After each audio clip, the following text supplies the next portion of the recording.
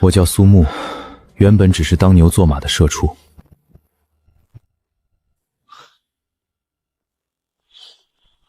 没想到一觉醒来穿越大秦皇朝，我本以为凭借自己远超这个时代的知识和见识，穿越过来可以当主角，结果考了20年才中秀才，经商又被抢了家产。本想逃到这北境安度晚年，没想到连儿子儿媳也被北狄人杀了，只剩孙女和自己相依为命。老头儿，你家年轻人呢？给老子滚出来！你们来做啥？老头子，我耳朵不好，听不见啊。爷爷，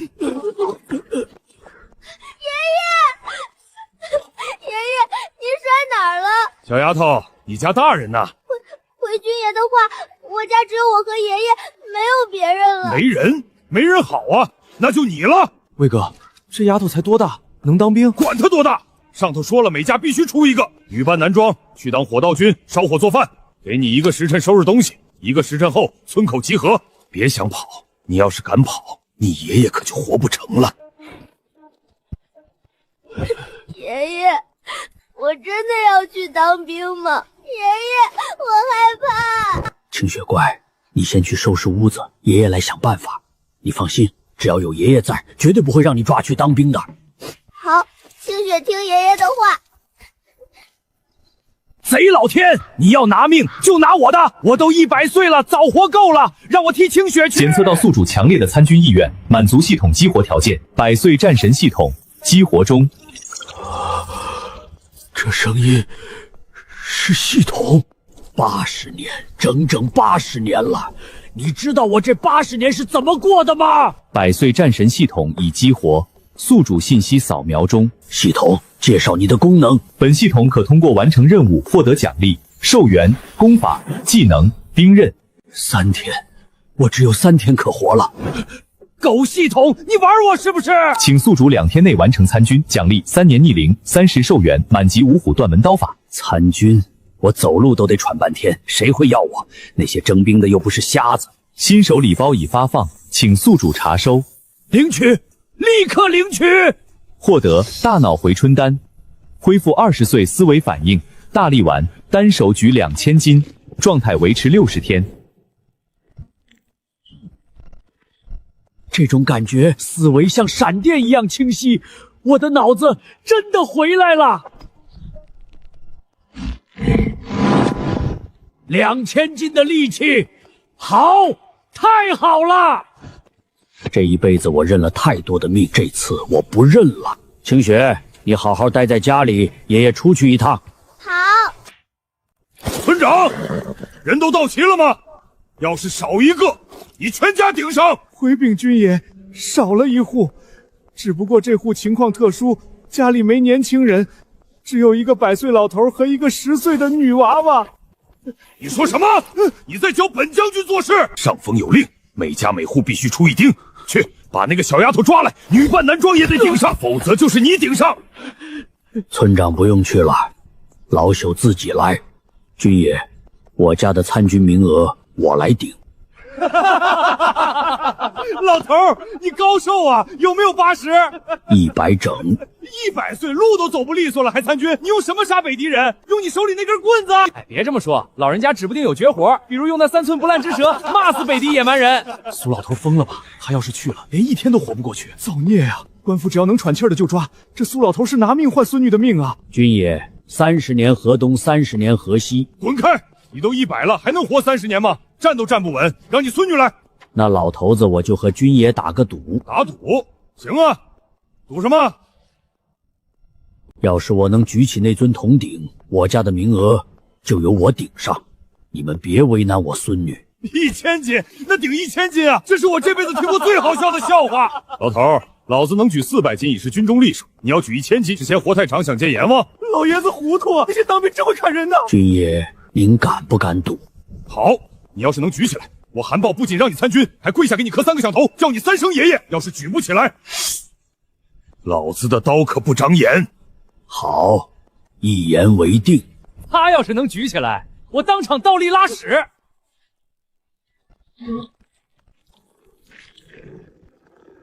起！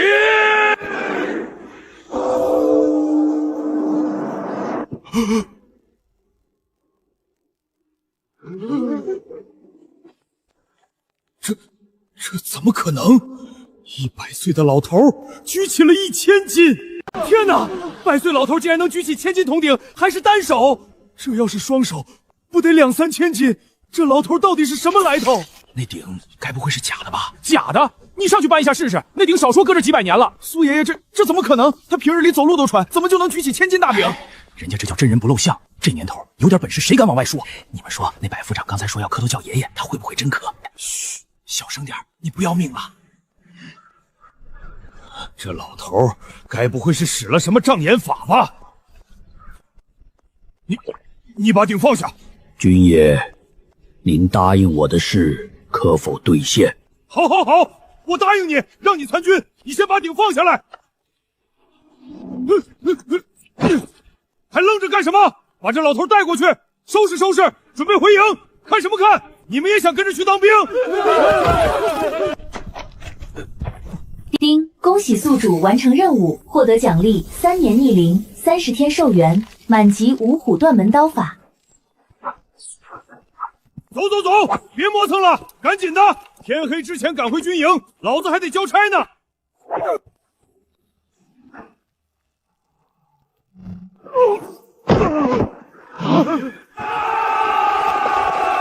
是北敌人杀来了！迎敌！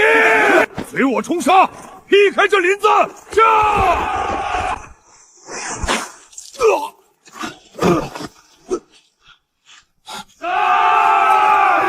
至少有100人，韩豹那边满打满算才30人，30对100，毫无胜算。这帮畜生杀完官兵，下一个就是村子。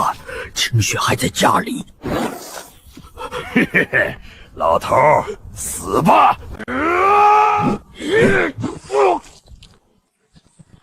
老东西，你找死！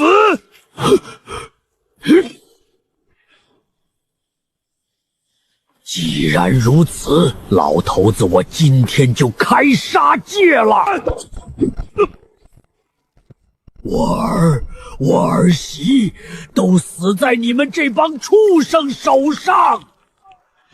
杀！老头，让我送你上路。这老头什么情况？一起上，杀了他！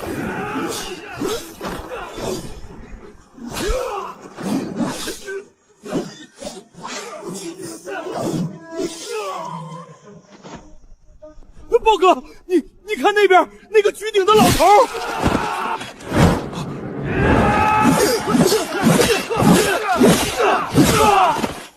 这老头，他到底是什么人？将军，你看那老头！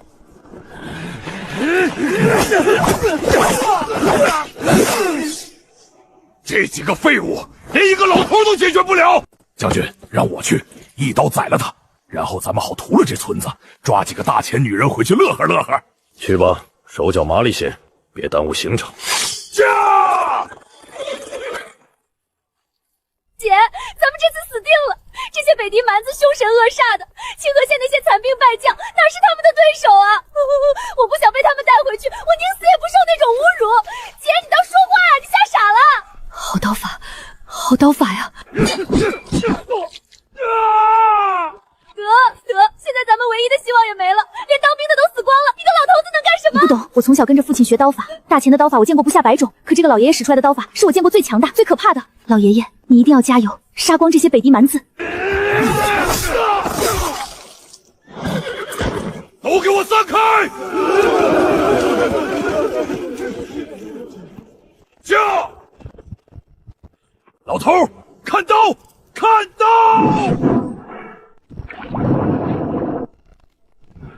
哈哈哈哈！老头，你不是很能打吗？啊，看我一马蹄踢死你！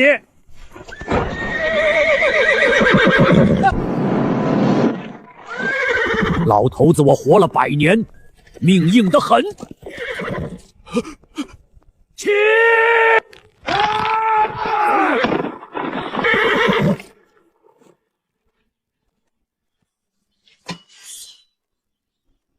老人家，饶我一命！你刚才那股嚣张的气焰呢？不是口口声声说要马蹄踏死我，现在怎么跪地求饶了？老人家，是我有眼不识泰山，不知道您天生神力，您就大人不计小人过，饶我一命！饶你一命？你们北狄人在我们大钱的土地上烧杀掳掠时，可曾想过饶那些苦命老百姓一命？求饶，去和阎王爷求吧！来吧，替你们的将军报仇，老朽等着你们！这老爷爷年纪这么大了，竟然还能够徒手掀翻战马，斩杀一名北狄校尉，这实力太可怕了吧！没想到这偏僻的小村庄里，竟然隐藏着这么一个高手。年轻的时候，想必是叱咤风云的人物吧？这该死的老头究竟是怎么回事？老头，我不管你什么来头，今日你杀我几十号士兵，还斩下我一名副将的脑袋，从今往后我还怎么带兵打仗？驾！将军威武，将军必杀！必须得一刀斩杀，否则这副残躯支撑不了太久。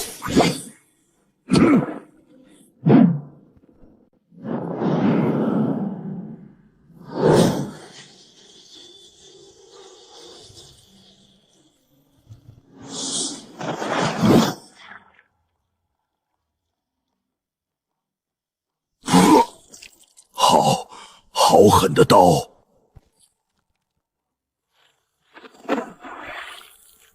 太可怕了！这老头赤那将军可是咱们北狄100勇士之一啊！这老头到底是什么来头？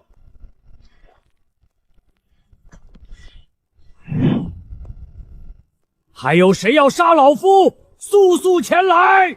逃命吧！快跑！得赶紧带清雪走，这里不能待了。救救我们！救救我们啊！老爷爷，救救我们！救救我们啊！别杀我们！老头子，我只杀北狄蛮子，不杀大钱百姓。多谢老爷爷搭救，我叫萧之夏，这是我妹妹萧之秋。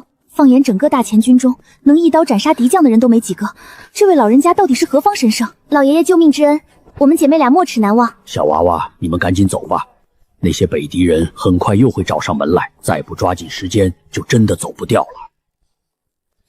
老爷爷请留步，咱们不能就这么一走了之，得去村子里通知村民们一起逃，那些北狄人绝对不会放过他们的。我只顾着清雪，倒是忘了那帮乡亲。这女丫头心肠倒是热。那边有2匹马，你们骑着去，告诉村里人赶紧跑，往南边跑。那您呢？老朽家里还有孙女要照顾，这件事靠你们2个了。清雪，开门，爷爷回来了。爷爷，您这是怎么了？怎么流那么多血？是被那些当兵的打伤了？清雪别怕，爷爷没事，这些是北狄蛮子的血，不是爷爷的。北狄蛮子，他们杀进村子了，他们会不会像杀爹和娘那样杀我们？清雪放心，那些北狄人全被爷爷杀了。爷爷，您杀死了北狄人！清雪别问那么多了，赶紧去收拾几件衣服，咱们立刻离开村子。乖，动作快点。丁，新任务已发布，请宿主及时查收。主线任务20天内找到大钱军队营地并正式参军，奖励3年逆龄，60天寿元，满级起义。33天，这点时间能干什么？我必须去参军。爷爷，我装好了，咱们走吧。可是清雪怎么办？坐稳了。苏老头，他怎么浑身是血？听说他把北狄人杀了，一个人杀了几十个，连那将军的脑袋都给剁了。真的假的？他都100岁了呀！吴大人，韩豹的尸体在这边。好狠的刀法，一刀毙命，干净利落。大哥，有发现？二弟，你可认得此人？这是赤那，北狄那个赤那。没错，赤那武功不凡，咱们每次与他交手都占不到半点便宜。韩豹那小子竟然能杀了他！你真觉得韩豹有杀死赤那的本事？韩豹是什么货色，咱们心知肚明。让他去杀赤那，跟让兔子去咬狼有什么区别？可不是韩豹杀的，那会是谁？他这支队伍里还有谁能有这本事？你仔细看看这道刀痕，这一刀的力量，少说也有1000斤之力。不止，隔着这么厚的铁甲，还能一刀劈到这个程度，杀人者的力气远不止1000斤。而且你注意到没有，这周围死的北狄人，没有一个是被缠斗致死的。咱们军中有这样的人吗？你我兄弟都做不到。那会是谁？难不成是隐居在这村子里的能人异士？可这也说不通啊！真有这样的本事，早该建功立业去了。窝在这穷山沟里图什么？猜测无用，也找不到人了。既然找到了韩豹的遗体，回去复命便是。此地不宜久留，北狄人死了个将领，必定会来报复。快，把兄弟们的遗体都带上！快！那个人到底是谁？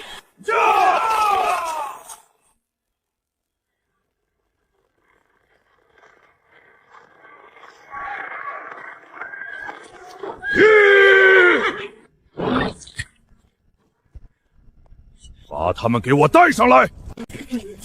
将军，是一个老头，一个满头白发的老头，他用斩马刀一刀就……胡说八道！我弟弟是什么人？北狄100勇士能被一个老头打败？将军，小人说的句句属实啊！那老头头发全白了，看起来没有100也有90岁。不光赤内将军，副将也是被他拿下的。那老头力大无穷，徒手掀翻了副将的战马，1000多斤的战马，他一只手就掀翻了。无论是谁，我都要找到他。所有人听令，进村，把那老头给我找出来！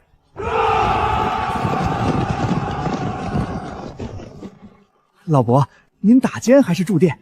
驻店。好嘞，您里边请。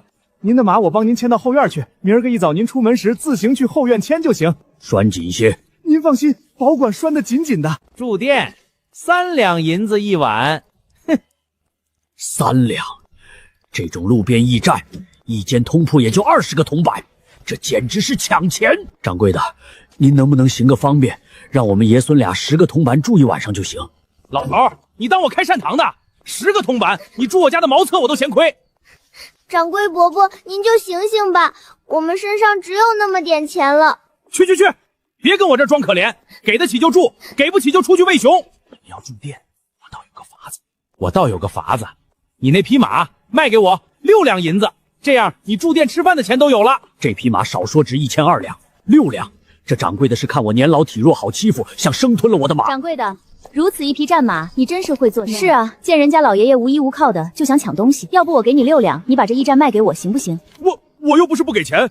你可别以为这老爷子好欺负，看到他手里那把刀了没？你要是再乱喊价，当心他一刀把你劈成2半。哼！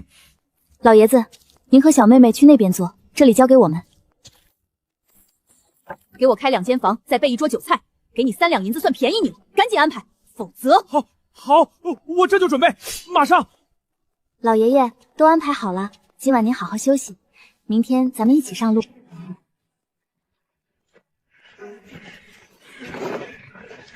掌柜的，给老子准备4间房，再整2桌酒菜。几位爷，咱们这儿1间房1两银子，饭菜我给您便宜点，收50个铜板。1两银子，你抢钱呢？给你10个铜钱，大爷我都嫌贵。就你这破店，茅厕都漏风，钱明天走的时候再给，赶紧去办，不然老子把你店砸了。行，几位爷找地儿坐，我这就让后厨准备。恶人自有恶人磨，刚才他还想坑老爷子，现在遭报应了吧？活该！小声点，别惹事。老爷爷，您带着孙女这是要去哪儿？家里的年轻人呢？家里只剩下老朽和孙女相依为命了。此番要前往清河县。清河县，老爷爷，那地方现在可去不得。为何？前些天北狄1万大军已经突破了边关，频繁在清河县城附近出没，这会儿说不定已经在攻城了。您去那儿不就是往虎口里送吗？北狄人已经打到清河县了，有北狄人就有大千军队，我就能完成系统任务。可清雪……老爷爷，您去清河县做什么？寻亲吗？老朽想要去参军。老头儿，我没听错吧？你要去参军？你看看你，头发全白了，腰都直不起来，走路都打晃。就你这样的，还想当兵？你去军营能干啥？给将军当爷爷，还是给士兵当祖宗？人家练兵跑圈，你跑得动吗？人家举石锁，你举得起来吗？当火头军你都费劲。我看你啊，还是老老实实找个地方待着，等入土为安吧。老爷爷，您今年多大岁数了？老朽今年刚好100岁，怎么？女娃娃你也觉得老朽当不了兵？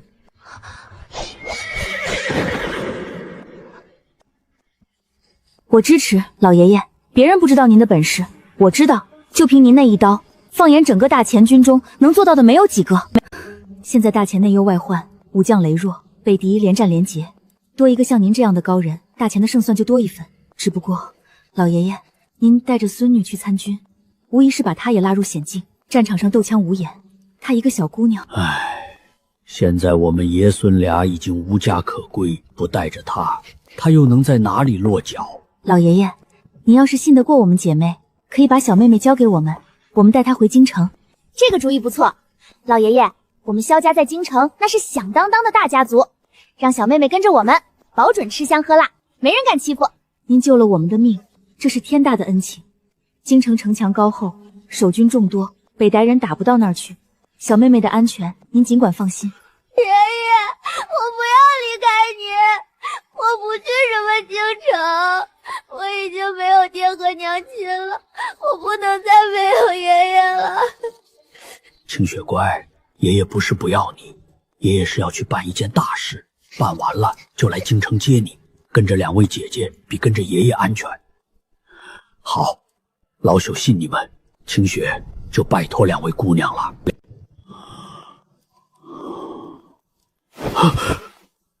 清雪还在。防人之心不可无。昨天那掌柜和几个壮汉，眼神里透着贼光，老朽绝不能大意。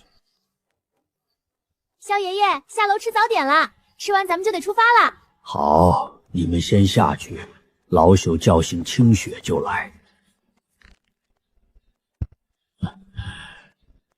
清雪，清雪，清雪，起来啦！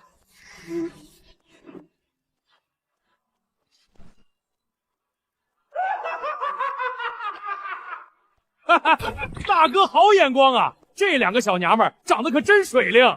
可不是嘛，在这穷乡僻壤能碰上这种货色，咱们哥几个运气太好了。把他们带上虎头山，献给帮主当见面礼。咱们加入虎头帮的事儿准成。清雪，你待在房间里，把门关好，不是爷爷敲门，谁叫你都别开，记住了吗？清雪记住了，爷爷，你要小心。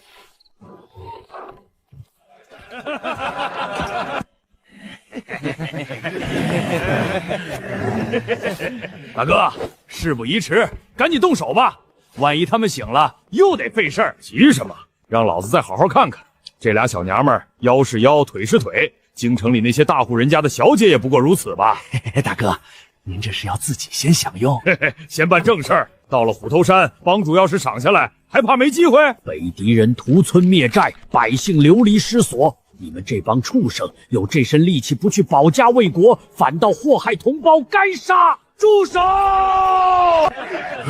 哟，这不是昨天晚上嚷嚷着要去参军的老头吗？怎么兵还没当上就想英雄救美了？老头，我劝你啊，该躺就躺，该睡就睡，别管闲事儿。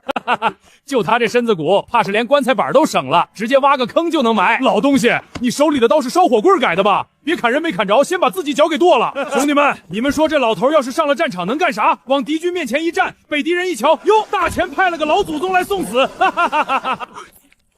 老头，我给你个机会，我说到3，你从老子眼前消失，回房睡觉。要是还不识抬举，哟，还真下来了。老头，你是真的不怕死啊？你要是死了，你那个小孙女怎么办？要不要我们哥几个一并帮你照顾了？对，顺便把那小丫头也带上山，养几年，说不定比这俩还水灵。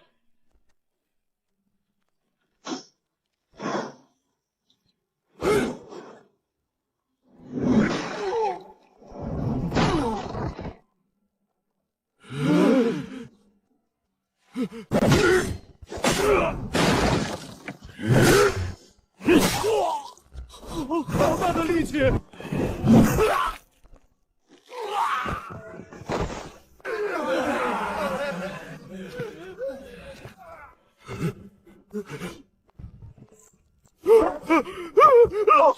家，饶命！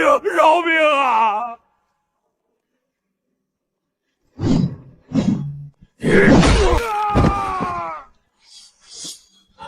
女娃娃，醒醒！女娃娃，醒醒！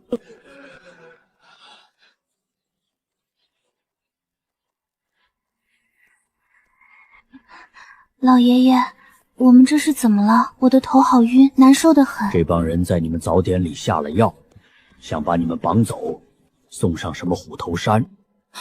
什么？姐，你快醒醒，出事了！这是怎么回事？我也不知道。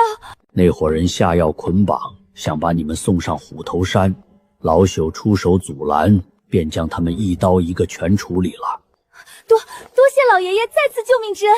江湖险恶，世道混乱，你们2个女娃娃往后得多加提防，不是每次都能遇上人搭救的。老爷爷教诲的事，我们记住了。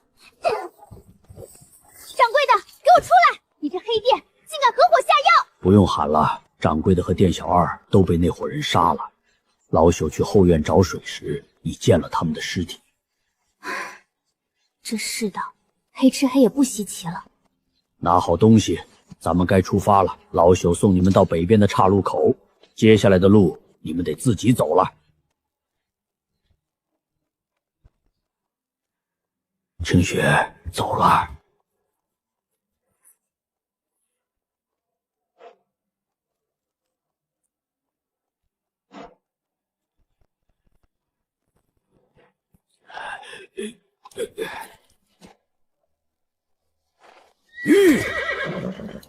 老爷爷，从这里到清河县还有几天的路程，您一路上多加小心。这里距离京城路途遥远，你们路上千万小心，世道不太平，能绕就绕，能躲就躲，不要逞强，不要多管闲事。还有，帮老朽照顾好清雪，老朽拜托2位了。老爷爷，您2次搭救我们，这份恩情一辈子都还不完。我们一定会把清雪妹妹安全带回京城，好生照顾。您放心。对，老爷爷您放100个心，从今往后，清雪就是我们的亲妹妹。好，老朽打完仗一定去京城找你们。爷爷，不要丢下我！清雪乖，爷爷不是不要你，爷爷要去办一件大事，办完了就去接你，跟着2位姐姐比跟着爷爷安全。爷爷，你一定要来接我，一定要来！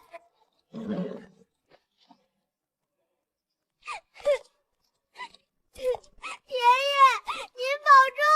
驾！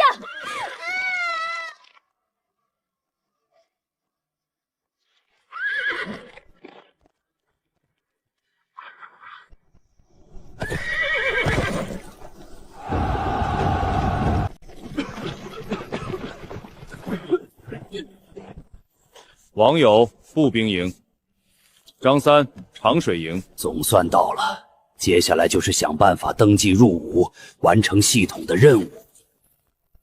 老人家，您来这儿做甚？你们有事？老人家莫怪，从您一出现，我们兄弟就注意到您了。看您牵着高头弼马，手持斩马刀，敢问您可是来参军的？对，老朽的确是来参军的。老人家，您是这个？看您这年纪，少说也有8、90了吧？都这把岁数了，还想参军保家卫国，我赵铁牛服了。刚才我和长风还在猜您是不是来寻亲的，不过老人家，您都这么大岁数了，哪能让您上战场啊？这些事儿让我们这些年轻人来就行。您老人家哪儿来的回哪儿去，在家喝喝茶，晒晒太阳，等着我们打胜仗的好消息就行了。多谢小伙子的好意，国家兴亡，匹夫有责。老朽虽然年过100岁，但尚有一颗杀敌报国的心。老朽若能杀敌1人便赚了，若能杀敌2人，便是老天爷赏的。好一句国家兴亡，匹夫有责。老人家，您这句话让长风肃然起敬。朝廷上下若能有您一半的心思，大钱百姓也不至于陷于水深火热之中。你们呢？看你们这样子，不像是被抓壮丁来的。老人家，您看人真准，我们不是被抓来的，我们是自己来参军的。北狄蛮子在咱们土地上烧杀掳掠，咱们年轻人难道缩在家里当缩头乌龟？俺赵铁牛就是要参军，把这些蛮子赶出去。我和铁牛是同乡，我们在家待不住了，相约来投兵，哪怕当个马前卒，也比在家干瞪眼强。老人家，俺叫赵铁牛，俺兄弟叫顾长风，咱们一起去报名吧。好。真是奇怪，怎么连个自愿报名的地方都没有？很正常，这年头抓壮丁把百姓都抓怕了，朝廷压根不信有人会自愿来送死，所以没设报名点。你们3个怎么回事？不好好排队，在这瞎转悠什么？军爷，我们不是壮丁，我们是自愿来参军的。自愿？这年头还有人自愿参军？你们该不会是北狄人的奸细吧？你说什么？你这厮真是狗嘴里吐不出象牙！我们抱着保家卫国的心来参军，你却说我们是奸细，我看你是讨打！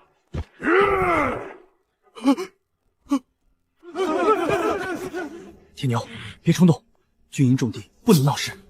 你们等着，我回去禀报长官。就是你们3个自愿参军？正是。老头儿，你别告诉我，你也要来参军？回禀将军，老头子也是来参军的。你们听听，这老头子说他要来参军，一个快进棺材的人跑来参军。老头儿，你是家里揭不开锅了想来混饭吃，还是活腻了想找个痛快？看看你这德行，头发全白，腰都直不起来，你能干啥？扛得动刀吗？拉得开弓吗？我看你是来骗降葬金的吧？军爷，说话别太过分，老人家有这份心那是弥足珍贵的，什么骗降葬金？你这话也太难听了。你们2个去那边壮丁登记处报到，自愿参军的也走那边。将军，老朽虽然年纪大了，可年轻时练过些拳脚，还有些力气。上阵杀敌虽然比不上年轻人，但给军营看看门、喂喂马、烧烧火，总能派上些用场，还望将军收留。去，谁还没年轻过？可现在的你，就是一具快要入土的尸体罢了。走，别在这儿耽误时间。老头儿，站住！你人可以走，那匹马留下。你都快进棺材的人了，不配拥有这么好的马。这马留在你手里简直是暴殄天物，把它留下给我上战场杀敌用，也算是你为大钱做贡献了。喂，你这也太过分了！你不给老人家报名参军也就罢了，还想抢他的马？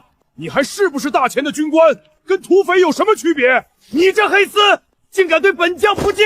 军营重地，以下犯上！来人，给我拿下！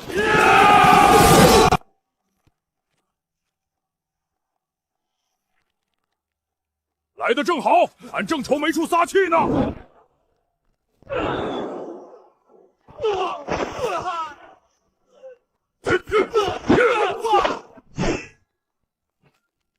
过来！铁牛，休要伤人性命！哼！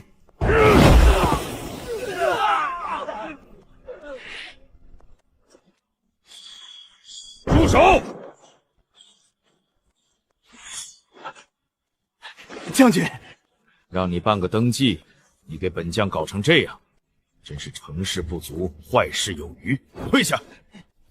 可惜没能把他暴揍一顿，便宜他了。铁牛，少说2句。这家伙竟能以一敌十，这份武力在军中也是顶尖，入先锋营必有大用。3位既然是自己来参军的，本将十分欢迎。当下大前军中最需要的就是你们这样忠心报国的义士，你们去那边登记即可。此人倒是会办事，看上的怕是铁牛这身力气，我这老骨头不过是添头。老人家，您年事已高，征战沙场这种事实在不适合您了。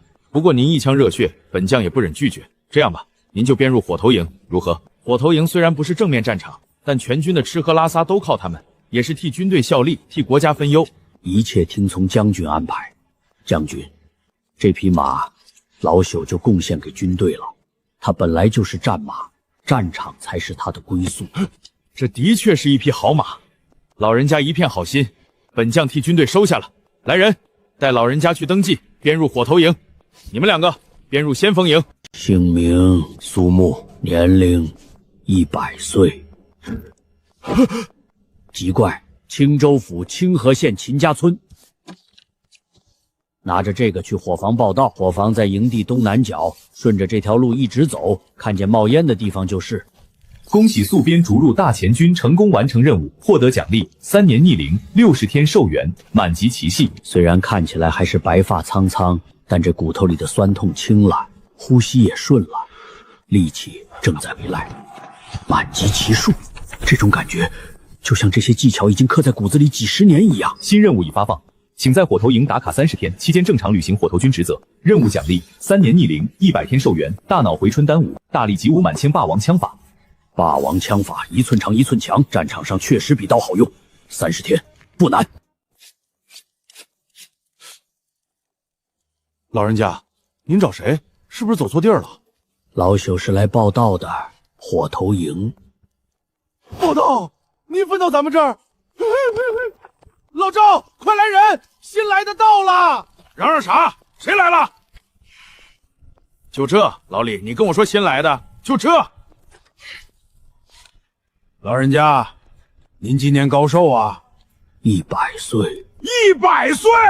您这100岁的老爷子来火头营能干啥？咱这不是养老院，劈柴您劈得动吗？挑水您挑得动吗？那口大铁锅您端得起来吗？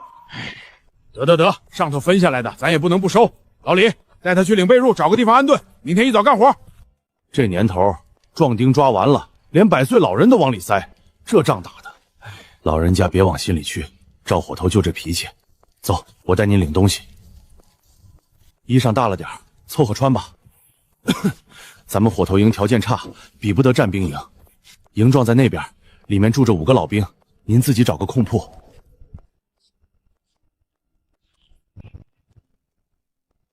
哟，来新人了，这多大岁数了？上头是没人可抓了。赵火头咋想的？咱们这儿又不是善堂，这老爷子来了，是咱们照顾他，还是他照顾咱们？邢行业，少说2句。那边有个空铺，你自己收拾吧。火头营30天，拿了奖励再做打算。将军，探子回来了，说是他看到了赤纳将军的战马和斩马刀。快说，你是在何处看到赤纳的遗物？把整件事从头到尾一个字不落落的说清楚。回将军，我是在前往清河县官道的一家驿馆里看到的。赤纳将军的战马和斩马刀是被一个白发苍苍的老头子给拿走的。又是老头？那老头什么来头？我不清楚身份，但我亲眼看见那老头一刀一个杀了7、8个匪徒，刀刀毙命，干净利索。将军，我本想夺头回屋，可看到那老头的刀法，我去抢也只有死路一条。一个老头？你没看错吧？有没有可能是乔装打扮的？绝对没有。那老头满头白发，弯腰驼膊，看起来没有100也有90，那种老态绝对演不出来。这怎么可能？一个快入土的老头能杀了赤纳？赤纳可是咱们北敌的100勇士之一。我也觉得离谱，100岁老头走路都费劲，怎么杀得了几10个精锐士兵？哼！可是之前那些逃回来的弟兄也是这么说的，一个白发苍苍的老头一刀斩了赤纳将军。那个老头去了哪里？我在驿馆听到，那老头要去清河县参军，想必现在他已经在大前军营里了。参军？呵呵，正好，咱们正要攻打清河县，到时候我亲自上阵，亲手砍下那老头的脑袋。报，启禀将军，右贤王急令。好啊，来的正是时候。哈哈哈哈！将军，右贤王心里说了什么？右贤王下令，3天后对清水县用兵，命我部暗中突袭敌军后方，烧毁粮草，屠戮火头营，让他们断粮断川，不战自溃。太好了！只要拿下清河县，整个青州府都是咱们的。拿下青州，大前北境5州13城就全到手了。到时候南下中原，大前那些软脚是哪是对手？金银财宝，美女如云呐！传我将令，全军待命，随时准备战斗。谨遵将军令。死老头，你给我等着，我一定会找到你，亲手砍下你的脑袋，祭奠我弟弟的亡魂。起床了，起床了！今天任务重，都给我麻利点，开工了。这破床板硬得像石头，睡了一夜，老朽这把老骨头都在抗议了。老头儿，都这把年纪了，睡眠质量还这么好，赶紧起来干活了。我可丑话说在前头，咱们火头营不养闲人，不会因为你年纪大就可怜你。都听好了，今日接到军令，秦将军命咱们多备5000人的饭菜。所以今天的任务量加码加码，特别是挑水劈柴的，你们今天早上要挑2000桶水，2000担柴。2000桶，一早上，疯了吧？这谁吃得消？咱们才10个人，一人200桶200担，这哪是干活，这是要命啊！我不管你们能不能完成，将军追责下来，你们自己担着。现在自行分工，立刻开干。都听见了，2000桶水，2000担柴，咱们10个人，一人200桶200担，公平公正，谁也别想偷懒。我不会因为你年纪大就可怜你，这里是军营，不是善堂，我都一视同仁。老头，你可得好好干，别拖咱们后腿。哎，你们别这么说，万一老爷子是深藏不露的高手呢？人家可是提着斩马刀来的，说不定一刀能劈开一座山呢。 200桶水，若是4桶4桶的挑，确实要干到猴年马月去。但这把老骨头的力气可不是摆设。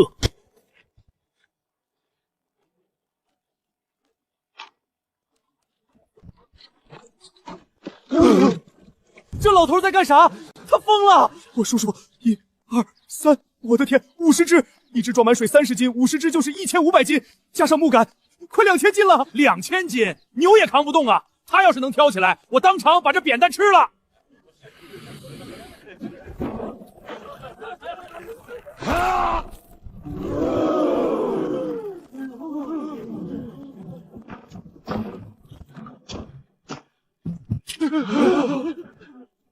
你们在干什么？为何不操练？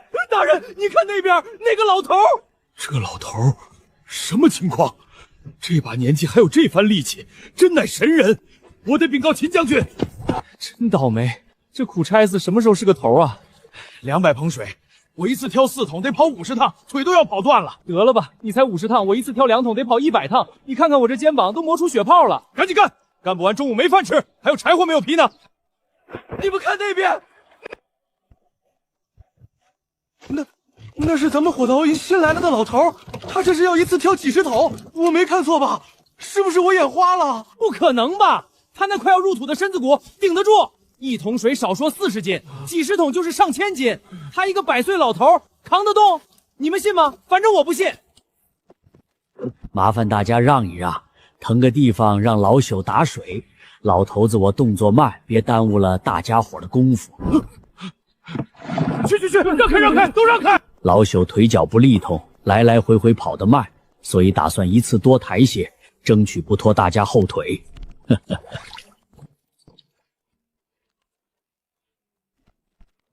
老头，你真的能？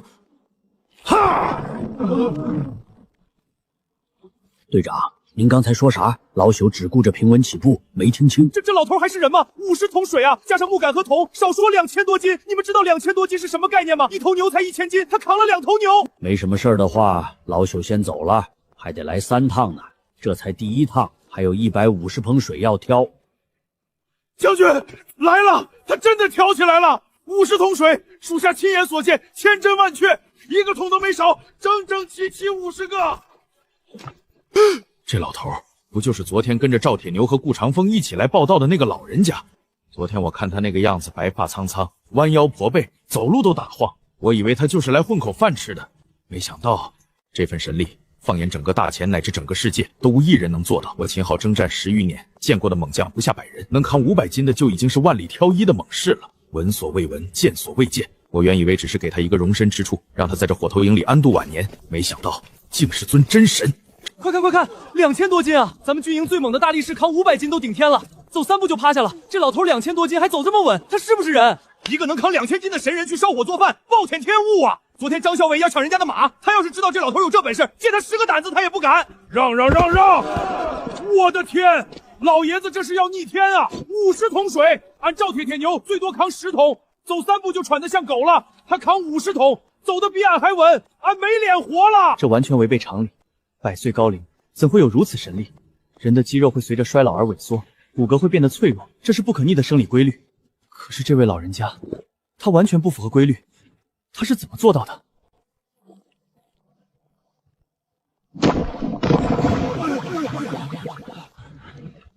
让开！苏老先生，您这实力当真是让秦某开了眼界。秦某活了30多年，自认为见多识广，今天才知道什么叫人外有人，天外有天。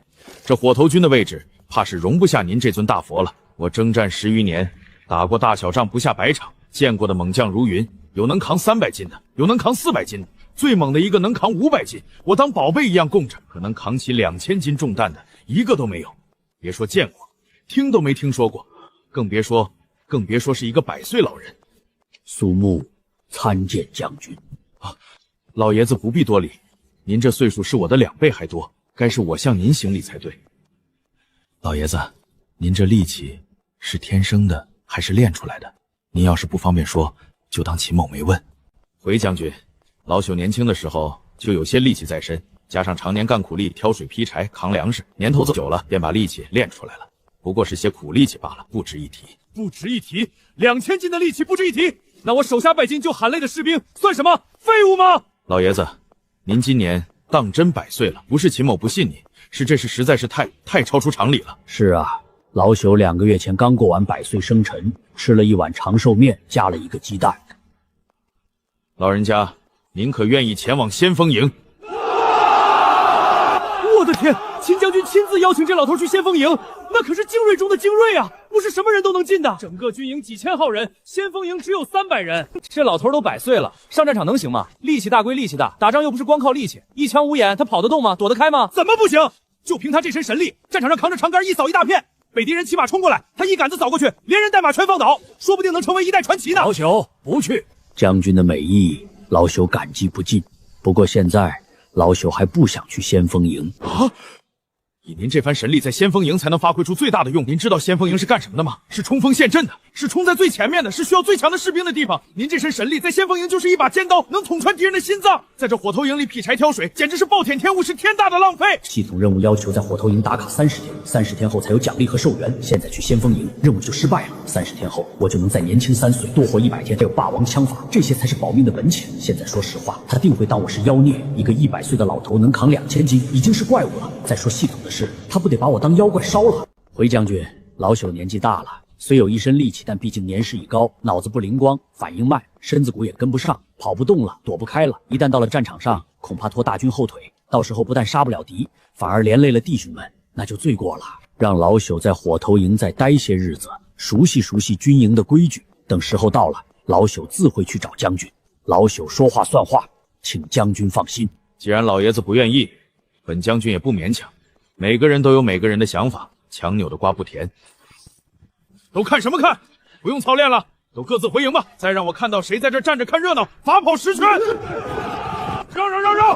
老爷子，您为啥不答应啊？您要是来了先锋营，咱们3个就能一起上战场杀敌了。您想想，您在前面扛着大杆子一扫，我和长风跟在后面捡人头，那多痛快啊！就您这神力，战场上哪个小兵顶得住您一拳？一拳下去，连人带甲全飞了。是啊，老爷子，您在这火头营里，每天不是挑水就是劈柴，干的都是粗活。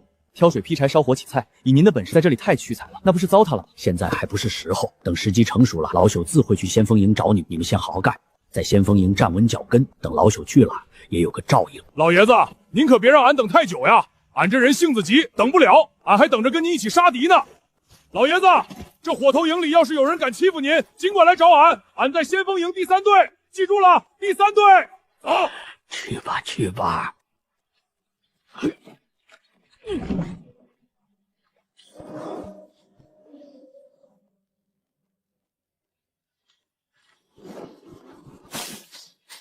将军，这老爷子真不拉来先锋营，属下觉得这样的人放在火头营实在是太浪费了。不着急，他说时机未到，那就等他的时机。一个能扛2000斤的人的每一决定都不会是随便做的，他说等就一定有等的道理。这些天我亲自盯紧这老爷子的一举一动，随时向我汇报。遵命。嘿，这100岁的身子骨，哪怕有大力丸撑着，皮肉还是嫩了点儿，经不住这么磨。老了，真是不中用了。真是没想到啊！本以为这老头会拖咱们后腿，结果人家4趟就搞定了200桶水，4趟啊，1炷香的时间，咱们反而成了拖后腿的了。咱们这些人还不如一个100岁的老头，说出去都丢人。可不是嘛，我到现在才挑了60桶，腿都快断了，骨头都在响了。你说咱们这些年轻人丢不丢人？喂，一次挑6桶，挑得起来吗？之前还羞辱老爷子，你可别闪了腰啊！闪了腰，我们可不抬你回去。你住海边啊，管得这么宽？赶紧挑你的水去！再多嘴，我1桶水扣你头上！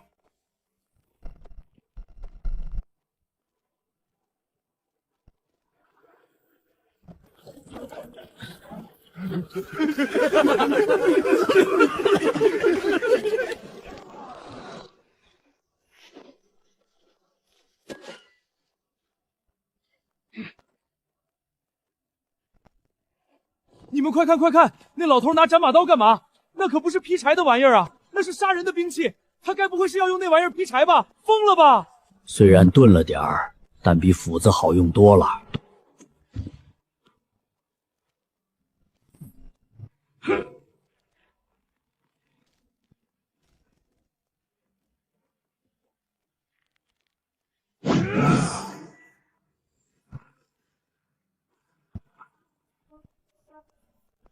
这老头还是人吗？5根一刀劈，5根啊！大腿粗的5根，一刀全劈开了。他不是人，他一定是妖怪变的。拦住他，别让他把营帐掀翻了！绳子，拿绳子来，快点！汗血马，那是秦将军从北境外抓回来的神驹，听说要献给皇上的。野性驯得很，已经踢伤了7、8个士兵了，谁也靠近不了。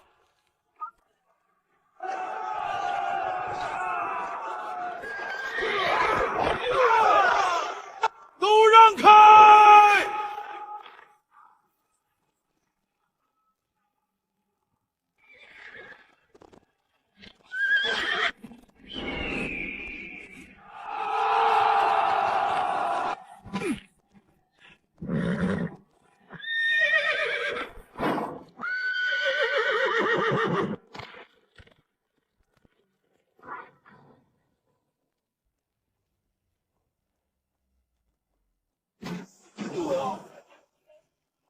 将军，你没事吧？将军，快叫军医，快！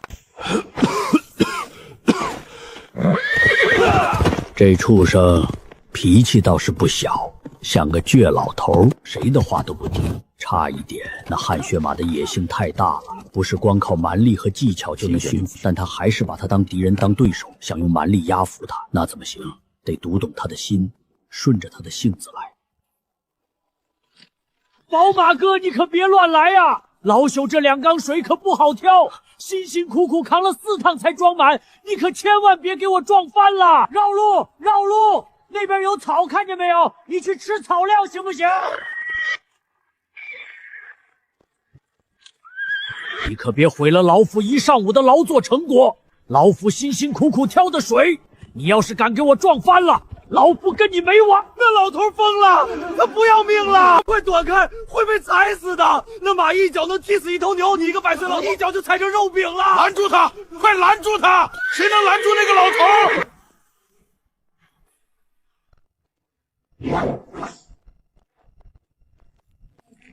给我停下！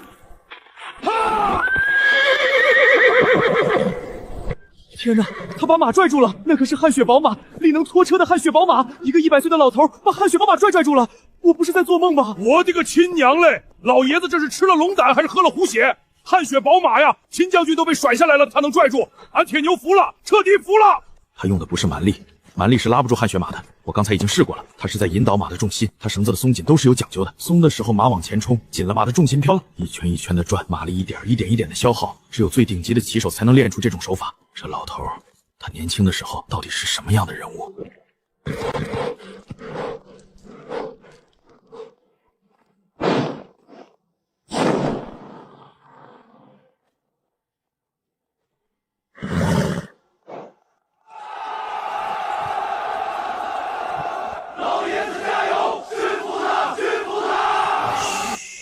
没事了，没事了，老朽不会伤害你。老朽知道你不是坏马，你就是脾气大了点儿，性子倔了点儿。没事了，不转了，不跑了，歇一歇。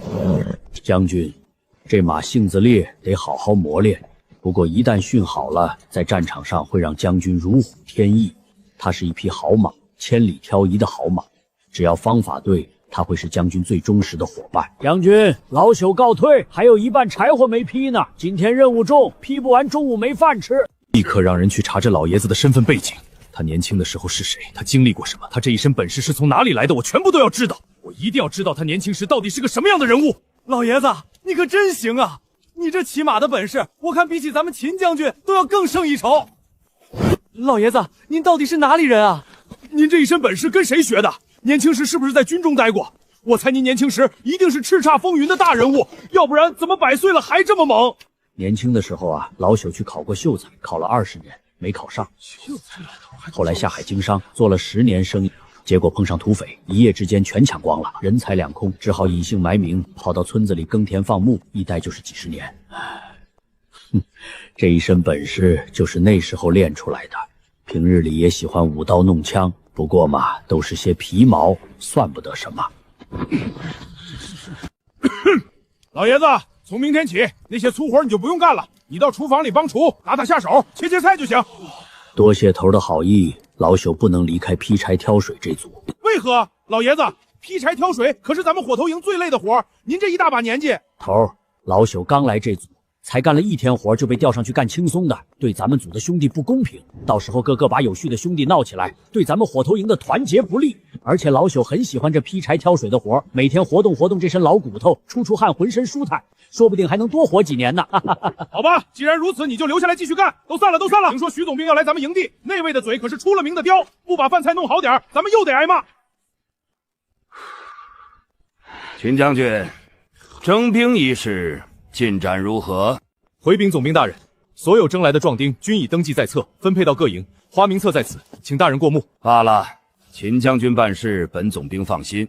眼下有一事需要秦将军安排下去。何事？难道是要出兵夺回豫州？现在出兵，新兵刚入营，还没来得及训练，拿什么去打？所以出兵一事往后再议。时机不等人啊！探子来报，北敌大军蠢蠢欲动，咱们要是不先发制人，恐怕会陷入被动。那些新兵负责守卫即可，正面迎敌还是靠咱们的老兵。好了，秦将军，这军营里还轮不到你来发号施令，具体怎么做，本总兵心里有数。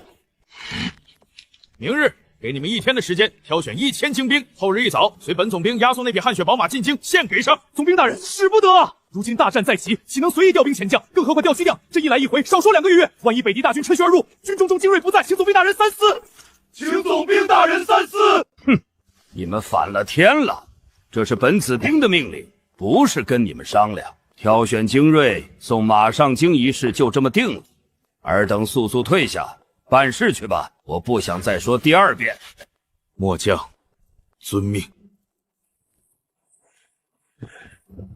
哼，我一个堂堂总兵，还调不动你们几个？岂有此理！这徐世贵也太儿戏了。大战在即，不谋划如何迎敌，反倒要抽调精锐去给他压马。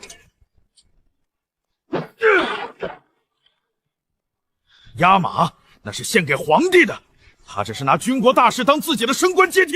将军，您小声点，隔墙有耳。总兵大人的行事风格，您又不是不知道。咱们要是不奉命行事，恐怕会被他治一个违抗军令的罪。忍一时风平浪静啊，将军。有此总兵，我军岂能不败？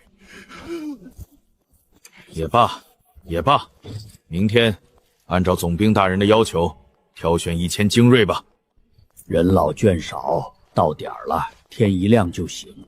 想多睡一会儿都睡不着，身子骨就跟上了发条一样。比起昨天2000桶水、2000担柴，今天这任务量少了一半都不止。100桶水也就2趟，50桶1趟，2趟完事儿。50担柴小半个时辰的事儿，今天能歇歇了。这帮后生一大早就去挤水塘，你争我抢的，老朽还是先劈柴吧，等他们抢完了再过去。今日柴火少，没必要动斩马刀的任何口。老伙计，你得留着杀敌用，到时候的是仗打，有你忙的。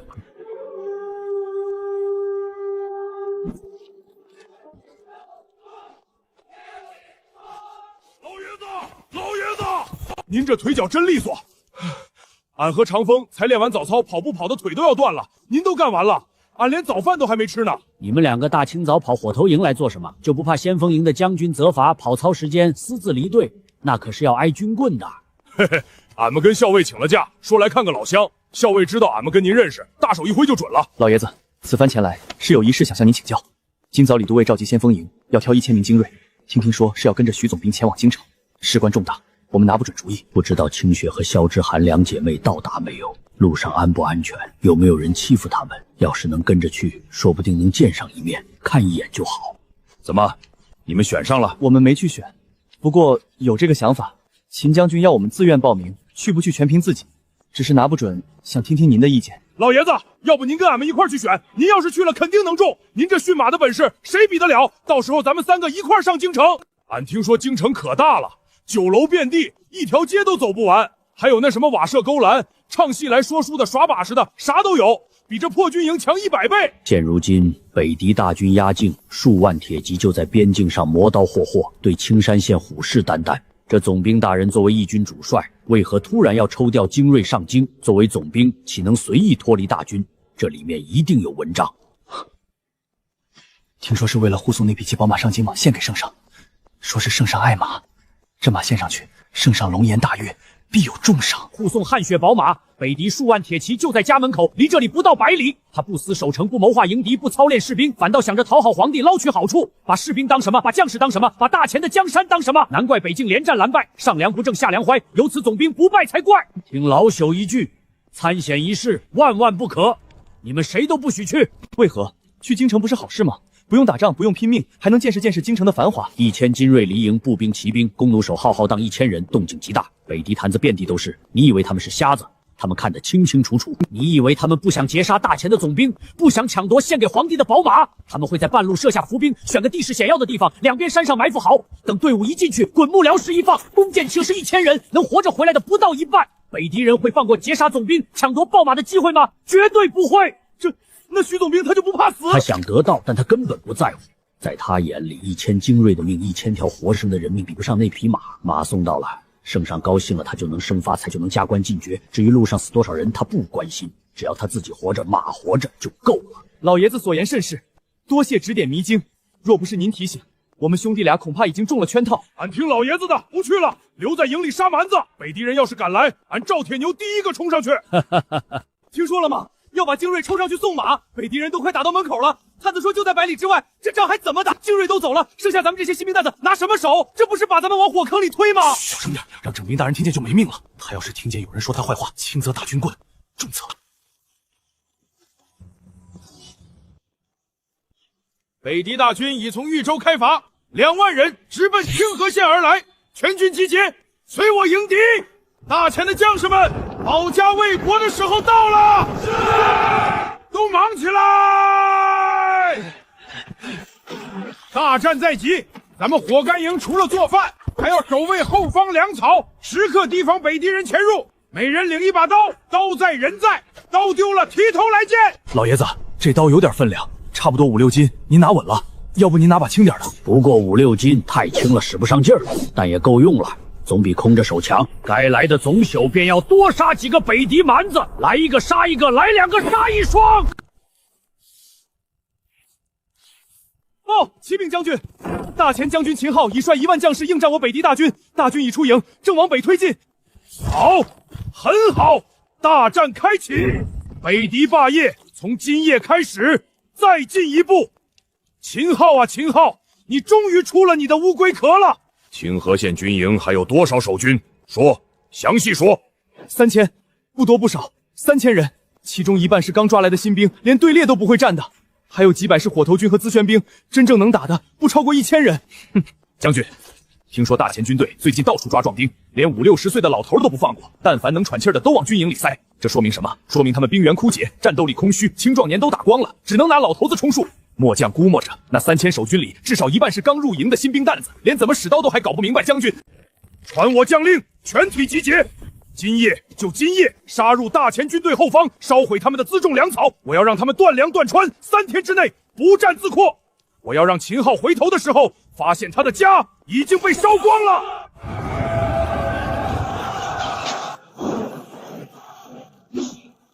出发！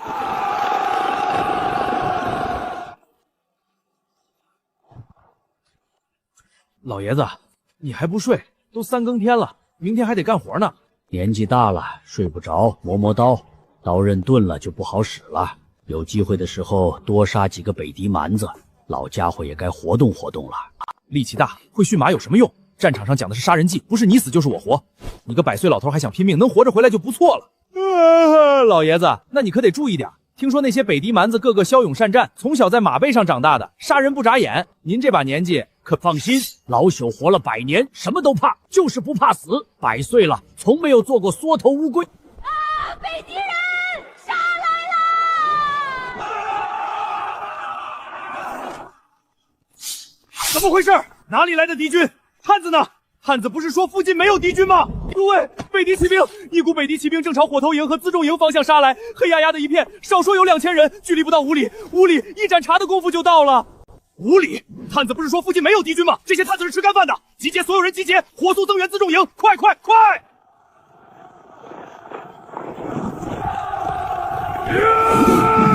冲进去，烧光他们的粮草，杀，一个不留！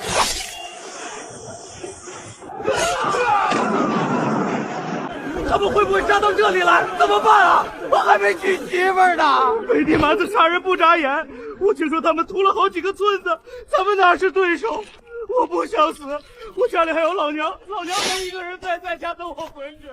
打仗越怕死越会死，面对凶狠的敌人，唯有鼓起勇气，以命相搏，才能获得一线生机。缩在后面等死，还不如冲上去拼命，拼才有活路，缩必死无疑。老爷子，你去哪里？你不要命了？那边全是北狄蛮子，你一个人去送死吗？与其坐以待毙等着他们杀过来，倒不如主动出击，杀退那些北狄蛮子。老朽活了100年，够本了，死也要死在冲锋的路上。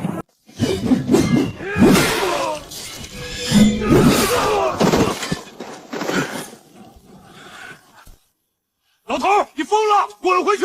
这是战场，不是火头营的灶台！你他娘的跑这儿来送死！快滚！本校也顾不上你！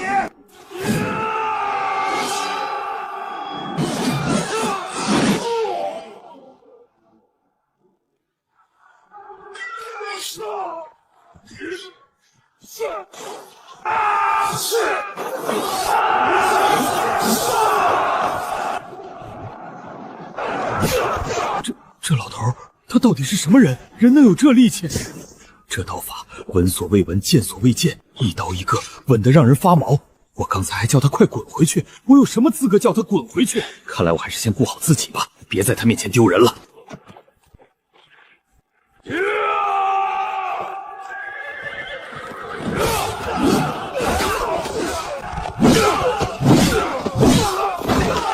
哈哈哈！大钱就没有一个能打的吗？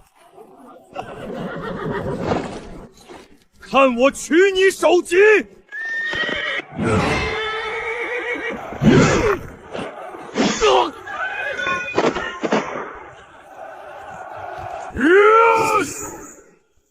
都尉，快撤！有点力气，可惜光有力气没用。你这点蛮力，在我面前还不够看。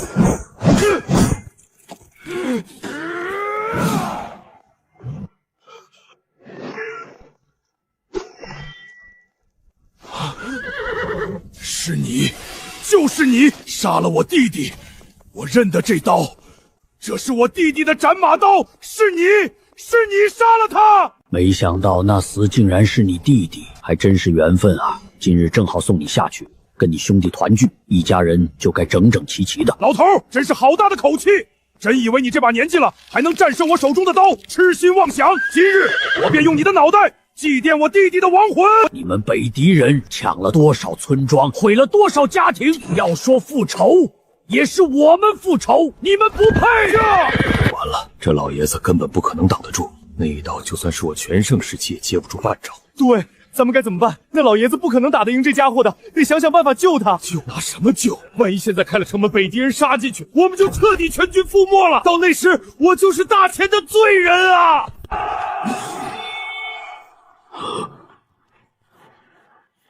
嗨！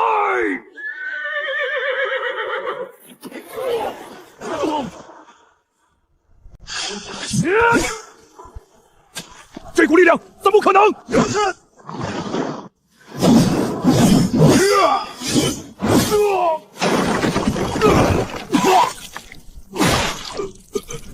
我竟然会怕一个老头，我竟然会怕一个100岁的老头！这老爷子仅3刀，3刀就把赤烈击溃了，那可是北狄100勇士之首，北狄第一猛将啊！老爷子真是深藏不露啊，如此刀法世所罕见，恐怕整个大钱都找不出第二个，难怪他这把年纪了还要来参军。撤退，快撤！将军先走，我们来殿后。想走绝不能，老朽说过，送你下去跟你兄弟团聚，一个都不能少。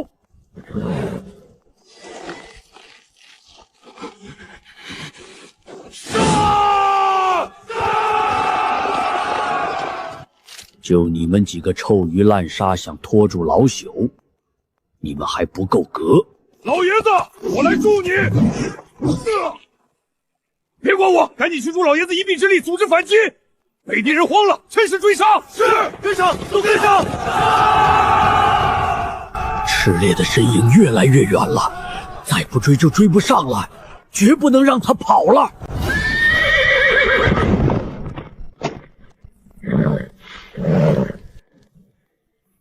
是你在认老朽为主。好马儿，给老朽追上了北狄将军！对，咱们怎么办？要不要跟上老爷子一起杀过去？穷寇莫追，助粮草辎重是第一要务。万一敌人折返，全军就断粮了。那老爷子怎么办？他一个人追出去了，万一中了埋伏怎么办？所有人听令，立刻灭火，转移粮草，加强戒备。动作快点！完了，北狄人杀进来了，咱们是不是死定了？嘘，你们看那边，那是苏老爷子，他一个人去追杀北狄铁骑了。走，去辎重营帮忙，搬粮草，救人，别在这儿给老爷子丢脸。走，别丢人！老爷子怎么还没回来？会不会……闭嘴！老爷子那是天神下凡，谁再胡说，俺撕了他的嘴！看那边，回来了。首恶一诛，北狄短时间内不敢再犯了。百岁之躯，单骑斩将，此等壮举，真乃神人也！老人家，您没受伤吧？身上这血……老爷子，您满身是血，哪儿受伤了？军医，快来！老爷子快不行了！军医，快过来！快点儿，跑起来！老朽没事，身上的血都是那些北狄蛮子的，老朽连皮都没破一块，让军医去给其他有需要的伤员治伤吧。老朽这把老骨头还撑得住。多谢老爷子出手速救，拯救了整支大前军队。若无老爷子，粮草必被焚毁，我军必败无疑。多谢老爷子出手护助。都尉这是做什么？速起来！老朽虽说是火头军，但也是大前的兵，出手杀敌乃是职责所在。您这次斩杀北狄2员大将，护助我军粮草，乃是天大的奇功。等准兵大人和秦将军回营，末将定会上报京城，为您请功。请不请功，日后再说吧。老朽这副身子骨快要散架了，现在就想回营好好休息。年纪大了，经不住折腾啊。老爷子安心回去休息，末将保证绝不会有人打扰您。都尉大人，这汗血马也算是功臣，没有他，老朽根本追不上赤烈，还请都尉好生招待。都尉大人，汗血马向来认主，苏老爷子已将其驯服，除了他，这马不听任何人的。您看他那样子，是真要咬人的。可，这毕竟是总兵大人要献给圣上的宝物啊！要是留在这里，总兵大人回来问起来。都尉大人，您这话俺可不爱听。此等战马不拿来杀敌，送去皇宫当花瓶，这不是暴殄天物吗？再说他只认苏老爷子，万一到了皇帝跟前，他把皇帝给踢了咬了，那可是诛九族的大罪，您担得起吗？都尉不必为难，就让他跟老朽回锁头营，老朽再想办法说服他。老伙计，咱们走。赵大嘴在哪儿？都尉大人，小的在，您吩咐。从今日起，不准安排苏老爷子做任何苦工，照顾好他的衣食住行，听明白没有？明白，大人放心，小的一定把老爷子伺候的妥妥帖帖的，一根手指头都不会让他动。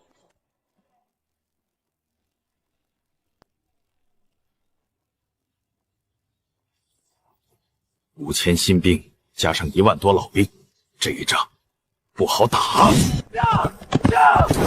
总兵大人，秦将军，北狄人撤了！你说什么？再说一遍，大声点！大军全部撤了，正在往豫州方向退去。末将亲眼所见，5里之外已经看不到他们的旗帜了。撤了！他们来势汹汹，2万人马，怎么说撤就撤了？这不对呀！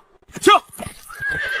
这不对，北狄人兵力占优，士气正盛，为什么要撤？没有理由撤退啊！将军，会不会是诱敌之计，故意撤退引我们追击，然后设伏？为什么？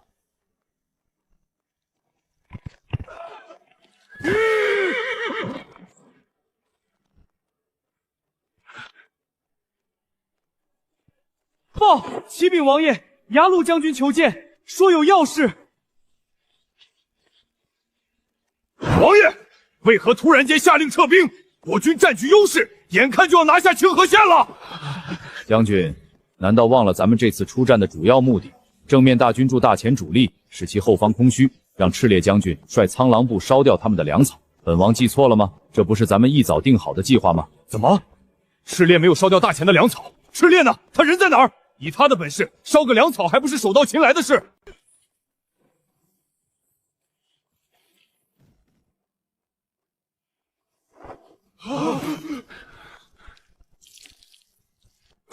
王爷，这是谁的尸体？这脖子的伤口是……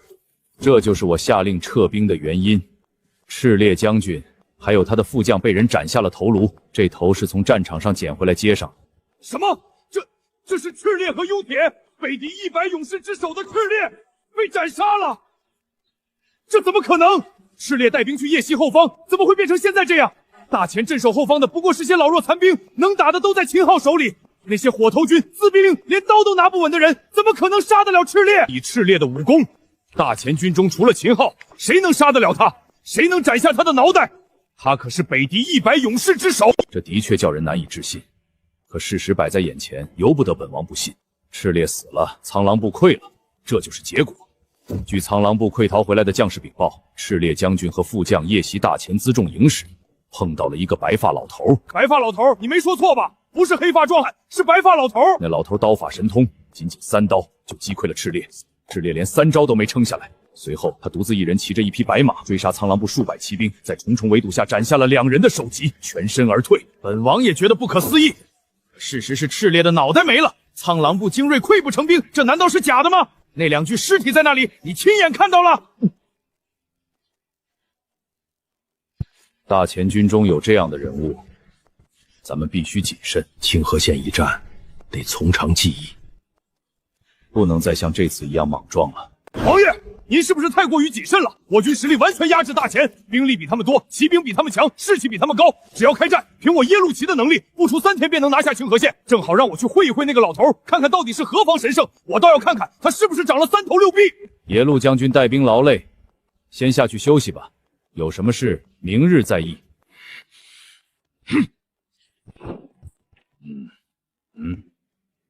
给我盯紧耶路将军，他的一举一动随时汇报，不得延误。他要是擅自出兵，是立刻来报。王爷此举英明，能在苍狼部百骑中斩将者，秦昊都做不到。此人绝非等闲，看来大前军中卧虎藏龙啊！军师觉得此时该如何是好？是继续打，还是暂避锋芒？知己知彼，方能百战不夺。先派探子潜入，查清那老头的身份、来历和武功深浅，是世外高人，还是隐藏猛将？若真有通天之能，咱们另寻对策；若只是溃兵夸大其词，那就一举拿下清河县，用那老头的脑袋祭旗仪，让大前人看看得罪北敌的下场。军师与本王不谋合，这件事由你亲自安排。本王要知道那个老头到底是何方神圣。各位是没看见，昨夜北敌骑兵夜袭，那赤烈带着人直扑咱们辎重营。就在这千钧一发之际，苏木苏老爷子白发飘飘，神兵天降，他手中长刀如电，仅仅3刀就让那不可一世的赤烈见了阎王。3刀啊，那赤烈是谁？北敌100勇士之首，在老爷子面前连3招都撑不过去。随后老爷子单骑白马，愣是追着几百个北敌骑兵砍杀，在千军万马中如入无人之境，生生又斩下2员大将的首级。总兵大人，秦将军，这次要不是苏老爷子，咱们的粮草早被烧光了。末将斗胆，请总兵大人将此奇功上奏朝廷。总兵大人，末将有一事禀明。今日北敌大军突然撤兵，末将本百思不得其解。现在听了周都尉所言，终于恍然大悟。说北敌正面出兵不过是调虎离山，想让赤烈奇袭粮草。如今赤烈被杀，计划落空，拓跋还没了后手，才不得不撤。换言之，苏老爷子以1人之力退了北敌数万大军。将军说的对，老爷子救了咱们全军的命啊！请大人上报朝廷。这有什么好嘉奖的？他本身就是火头营的兵，守粮草是本分，做好本分也要嘉奖。那以后每个人劈了多少柴，挑了多少水，是不是都要报到京城去？周兄，切莫胡来，他是总兵，你冲上去就是以下犯上，军法处置是要的。秦将军，你方才说苏木那厮骑上了那匹汗血宝马，大胆！那是本子兵要献给圣上的宝物，岂能由他一个卑贱的火头军染指？那匹马是圣上的，谁碰谁就是大不敬。再者，嘉奖一个100岁老人，你们想过后果吗？这等于告诉天下，我大前军中无年轻能人，竟要靠个老头子打仗。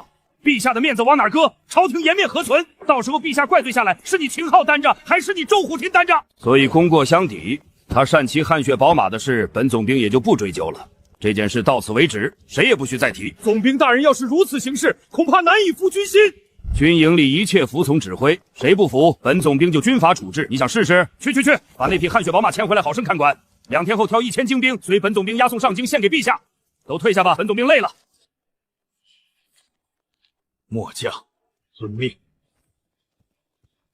哟，秦将军，听说你们把北狄打退了，真没想到啊！我俩不在，你们竟然有如此能耐，可喜可贺啊！秦将军辛苦了，回头我爹一定在陛下面前替你美言几句。那徐世奎太过分了，简直是欺人太甚！他娘的，这叫什么总兵？就是如此奇功，竟然因为匹马就功过相抵。那赤烈和于铁的脑袋是白砍的，粮草是白饱的吗？这叫什么事儿啊？这种处分要是传出去，弟兄们心都寒了。以后谁还豁出命去杀敌？谁还愿意拼命？拼了命也不落好，谁还干？真替苏老爷子不值，这么大岁数了，拼了命杀敌，最后换来这么个结果，功过相抵。他办了什么过？骑了一下马就算过？更离谱的是，北狄人还在外头虎视眈眈，2万大军就在30里外。他不想着守城，满脑子只想着送马邀功。他的脑子里装的都是什么？全是屎吗？刚才那俩货的嘴脸你们也看到了吧？早不回晚不回，偏偏这时候回来，准是徐世贵想带着那2个废物儿子一起上京捞好处，升官发财送将相京一个不落。行了，这件事容后再议，现在闹也没用。徐世贵是总兵，咱们是他的下属，咱们当务之急是火头营看看苏老爷子，他一个人杀了2个敌将，又追杀了那么远，回来倒头就睡，也不知道伤没伤着。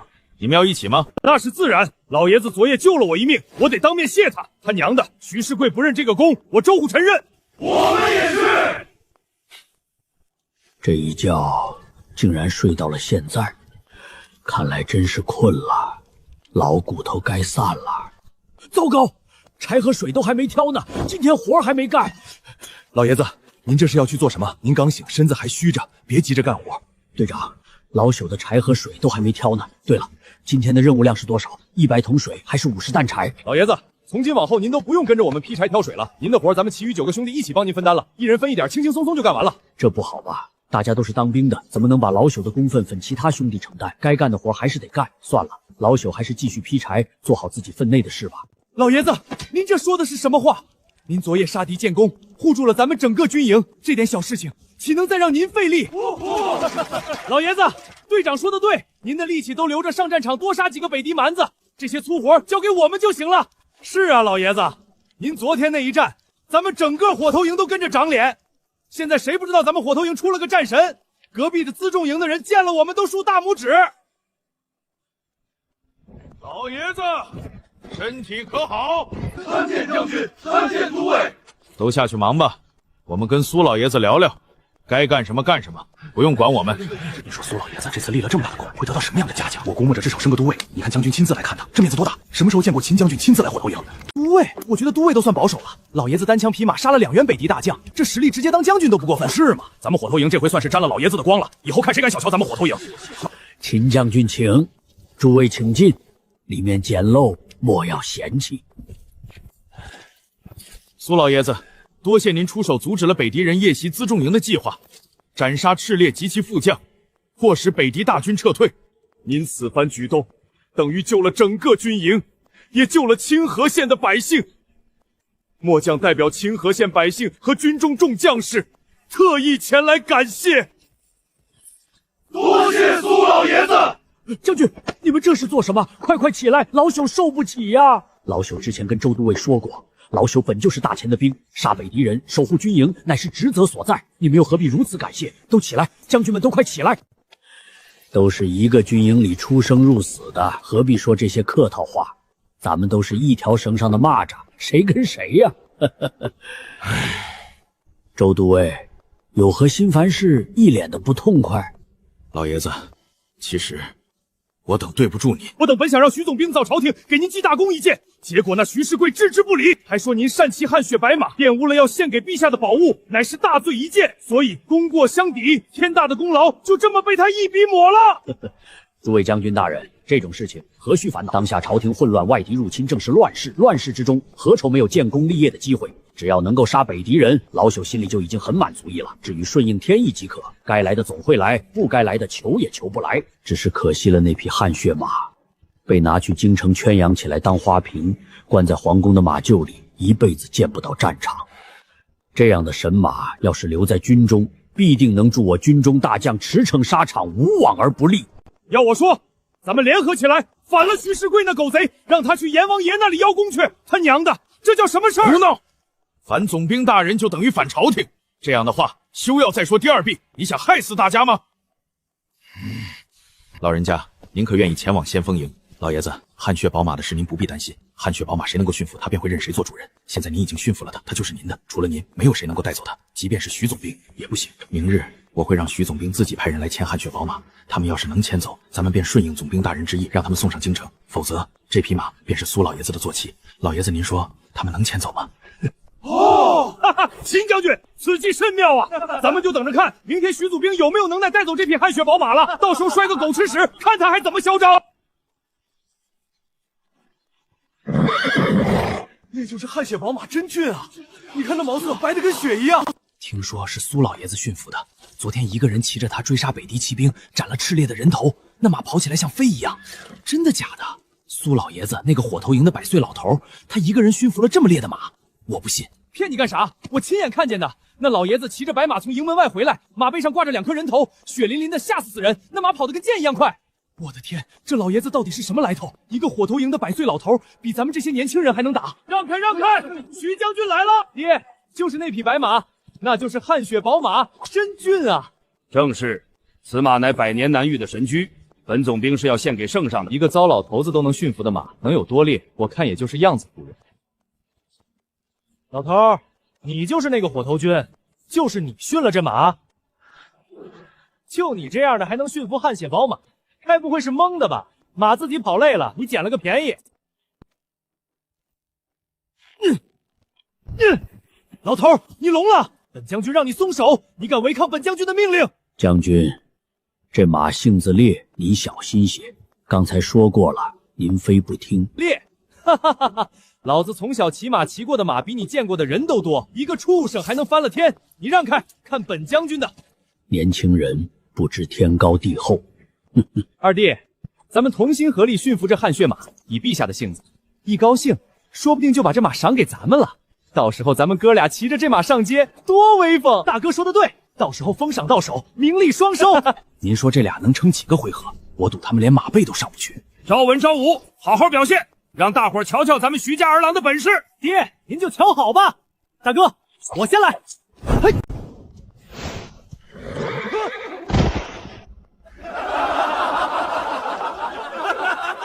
就这，还从小骑的马比人还多，骑的都是驴吧？还是那种3条腿的驴？笑什么笑？老子刚才没准备好，再来，都给我闭嘴！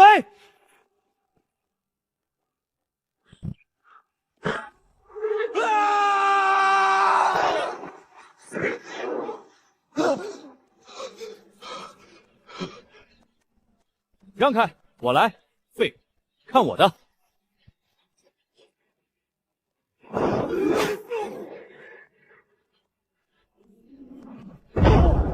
这就是开国大将军教的骑术，一个摔狗吃屎，一个摔4脚朝天，真是名师出高徒啊！徐家这骑术真是祖传的。朝文朝武，再来，本总兵当就不信了。我就不信了，一个糟老头子都能驯服的畜生，咱们驯不了。今天不驯服这畜生，老子不姓徐。年轻人心比天高，想装逼是需要实力的。有这份心，不如多练几年功夫。老子今天不驯服你，誓不为人！老子跟你杠上了！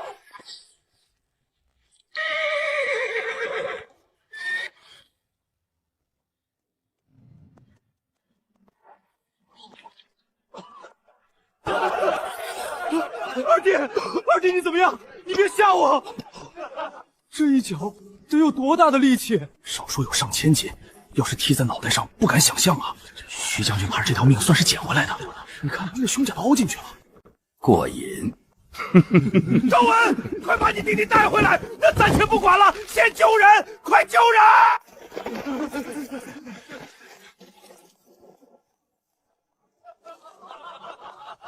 这就是徐总兵的儿子，大将军的徒弟，搞不定也就算了，还被马踢了，还开国大将军的徒弟呢。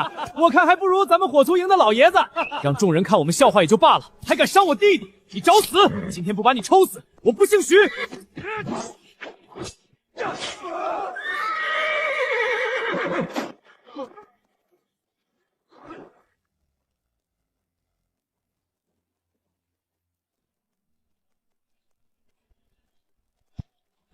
秦昊，快救我儿！他们要是有个三长两短，本总兵不会放过你们任何人！快救他们！可恶，离得太远了！救！不好，若是踢死了他，这马也活不成了，非拦住不可。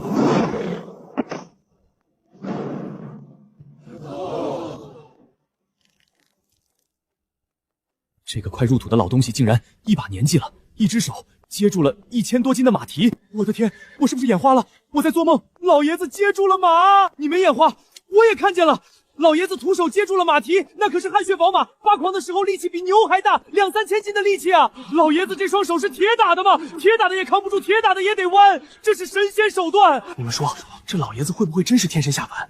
要不然100岁老人哪来这么大的力气？昨天他一个人追杀几百北谍骑兵，斩了赤烈。凡人哪个凡人能干出这种事儿？对，连秦将军都驯不服的马，到他手里跟小猫似的，绝对是天神下凡！我赌100两银子。这老爷子不是人，是神。我这句话放在这里，谁不服来找我。这老爷子竟然能徒手接住汗血蟒的前蹄，太离谱了！这完全超出了人的范畴。难道这老爷子真是天神下凡？这世上哪有人能徒手接住发狂的汗血马？我打了半辈子仗，从来没见过。好马儿，别惊慌，有老朽在，没事了，没人能伤你，也没人能伤别人。放心，没事了，有老朽在，谁也伤不了你。军医何在？快去看我儿子！快！军医，赶紧上前查看2位将军的伤势。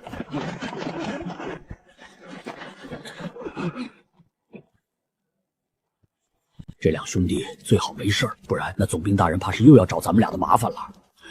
不打仗的时候，老朽最大的愿望就是安安静静的在火头营待着，劈柴、挑水、晒太阳，多好！行，咱们俩生死与共。苏老爷子牛逼，也只有您才能轻松驾驭汗血马，真乃天神下凡啊！来了，别快来了！老爷子回来了，骑着汗血马，威风！我决定了，我要拜老爷子为师，跟着他学骑术，学刀法。是啊，苏老爷子和百岁都怀着一颗杀敌报国的心，我们也要向他学习，杀一个够本，杀2个赚了。老爷子，我来帮您牵马，您歇着。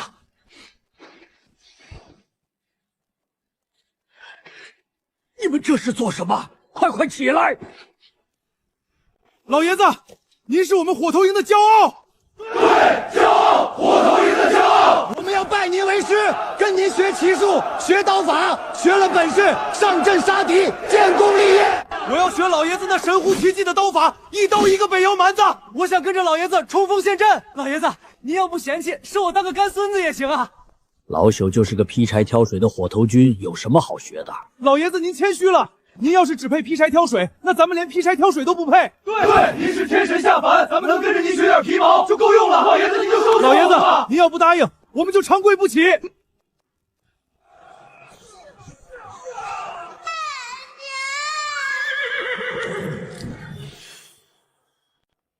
你们真的想学刀法？这一辈子见过太多北夷人烧杀抢掠，他们杀老朽的儿子儿媳，杀老朽的乡亲，杀大钱的百姓。他们不把我们当人看，我们也不必把他们当人看。你们想学老朽教你们，但记住，学了刀法不是为了自己人逞强斗狠，是为了多杀几个北狄蛮子，是为了保护身后的百姓，是为了让你们的爹娘妻儿不用再提心吊胆的过日子。但是老朽丑话说在前头，你们白天劈柴煮饭已经够累了，晚上练武会比现在累10倍100倍。谁要是顶不住，现在就说，到时候吃不了苦，可别怪老朽不讲情面。老爷子，咱们虽然比不上您天神下凡，但也不是吃不了苦的孬种。对，再苦再累都要坚持。既然选了这条路，跪着也要走完，请老爷子教我们。好，从今天开始，老朽便传授你们刀法和骑术，先从刀法开始。多谢老爷子。都起来吧，跪久了膝盖疼。今天火头营的活还没干完，大家得努力。黄昏时分到草垛场集合，记得把你们的刀拿上。谨遵苏老命令。哎呦，轻点，轻点，疼死我了！如何了？伤得重不重？骑兵总兵大人，2位将军没有性命之忧，只不过肋骨各断了5根，接下来的2个月需要静养，绝不能剧烈活动。2个月？你是说我儿2个月不能下床？总兵大人息怒，伤筋动骨100天，2个月恢复已是万幸。该死的汗血马，还有那个该死的糟老头子，有机会，本总兵定要让你知道厉害。骑兵总兵大人，秦将军求见。哼，这家伙难不成是想来看本总兵的笑话？让他进来。2位将军受伤，末将特来探望，还请总兵大人节哀，让2位将军好好养伤。末将还有要事，前夜北敌夜袭，粮草损失惨重，末将清点过了，目前军中存粮只够全军吃10天。10天？怎么会只剩10天？运粮通道已被北敌切断，下一批粮菜最快也要半月后，这中间的5天缺口，若无办法填补，军心必乱。本总兵知道了，你先下去，容我想想办法。粮草的事我会解决。是。徐世贵，我倒要看看这次你还要怎么贪生怕死的想办法。张县令，本史川让你办的事办得如何了？回禀总兵大人，下官已经找到了应对之策。哦，说来听听。3年前，前任县令曾在清河县外的清风镇修建了一座隐秘的粮仓，里面储存了不少粮草，本是为防范旱涝灾害准备的。这3年来，清河县风调雨顺，那批粮草便一直留存着，未曾动用。上一任县令倒是做了件明智之事。不过张县令，你在清河县当了3年父母官，这样的好地方，你竟然没有动它。总兵大人明鉴，并非下官不想动，实在是动不了。为何动不了？那粮仓虽在镇外，可四周都是匪徒地盘，下官曾派过几次人去查，都被拦了回来，所以那批粮草就一直搁在那里，未曾取用。张玉，你好大的胆子！粮仓被匪徒占了3年，粮食怕是早被搬空了。你现在告诉本藏兵有何用？来人，把这个糊弄本官的狗官拉下去，打100军棍！饶命！大人饶命！总兵大人饶命！总兵大人饶命！下官话还没说完，那粮仓建得极为隐蔽，入口在一条干涸的河道下面，外面用乱石封着，根本看不出来。那群匪徒清风镇盘踞3年，从未发现那座粮仓。下官敢以项上人头担保，粮草一粒都没少。跪下。是。张大人，你早说嘛，害得本总兵误会了你。总兵大人，只要您派兵前往，下官亲自带路，将粮草搬回，可解大军燃眉之急。不过清风镇匪徒不少，手段狠辣，总兵大人得派精兵前往，方能万无一失。精兵，本总兵自然会派。就依张大人所言，今夜连夜出发，劳烦张大人准备好带路。下官遵命，下官这就去办。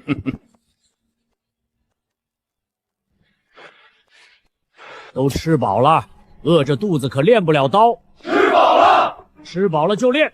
昨天教你们的五虎断门刀第1式都记住了吗？记住了。猛虎下山。苏老，徐子丁命您去中军大堂见他。徐总兵，他找苏老做什么？还能做什么？肯定是为了他那2个儿子的事儿，被汗血马踢伤了，想找苏老麻烦。苏老，您别去，谁知道那老小子安了什么心？苏老，我替您去，我是火头营的头，总兵大人有什么事儿，我代转告您就行。要杀要剐，冲着我们来。对，我们替您挡着，不能让苏老受委屈。别紧张，多大点事儿，说不定是总兵大人见老朽救了他儿子一命，特意要感谢老朽的。你们不要慌张。再说了，点名要见老朽，老朽要是不去，那就是违抗军令，到时候不光老朽有麻烦，整个火桃营都得跟着受牵连。你们好好练刀，老朽去就来。苏老，您小心。徐世贵这个人心眼比针尖还小，他2个儿子被汗血马踢伤，这笔账他不仅会算在马头上，更算在老朽头上。刀谢绝无可能，即便真的是刀谢，恐怕也是一场鸿门宴。爹，您真打算让那糟老头子带着火头营去清风镇押运粮草？就凭那些劈柴挑水的，这粮草可是关系着咱们大军未来战局的呀！万一出了岔子，整个军营都要断粮。我当然知道粮草重要，正因为重要，才要让那糟老头子去。这糟老头子，我早就看着就不爽，占了汗血马不说，还害得你们两个伤成这样，这笔账得算在他的头上。这次押运粮草就是一个绝佳的机会。清风镇匪徒盘踞，凶悍得很，他带着火头营那些老弱病残去运粮，十有八九被匪徒发现。到时候他要是死在匪徒手里最好，省得本总兵亲自动手。要是狼狈逃回来呢？逃回来那就更好了。办事不力，折损兵马，本总兵正好按军法处置，斩了他的脑袋。然后那匹汗血马自然就回到了本总兵手里，再也没有人跟本总兵抢了。爹，那批粮草怎么办？万一真被匪徒抢走了，咱们大军可就要断粮了。放心，就凭清风镇那些毛贼，还能从大前军队手里抢走粮草。等那糟老头子任务失败，本总兵再派2000精锐前往清风镇，杀光匪徒，夺回粮草，既能除掉那糟老头子，夺回汗血马，又能剿灭匪徒，为民除害，还能保证粮草安全。这是一箭三雕啊！是一箭四雕，还能让那些跟着起哄的士兵看看跟爹作对是什么下场！哈哈哈哈哈！知父莫若子。骑兵总兵大人，苏沫到了，让他进来。苏木参见总兵大人。苏老爷子，快请起，快请起！老爷子在校场上救了我儿一命，本总兵还没好好感谢你呢。笑面虎，越笑得欢，心里越藏着刀，举手之劳罢了。总兵大人不必挂怀。不，本总兵一向有恩必报，老爷子救了我儿，这份恩情一定要还。这样吧，本总兵封你为火头营的头。火头营的头，赵大嘴干得好好的，我一个刚来的新兵，凭什么当？这是把我火上烤啊！苏老爷子，你就别谦虚了，这个位置非你莫属。现在你在军中的威望比我都高，要是不封你，弟兄们该怎么看我？这是命令，不得违抗。命令？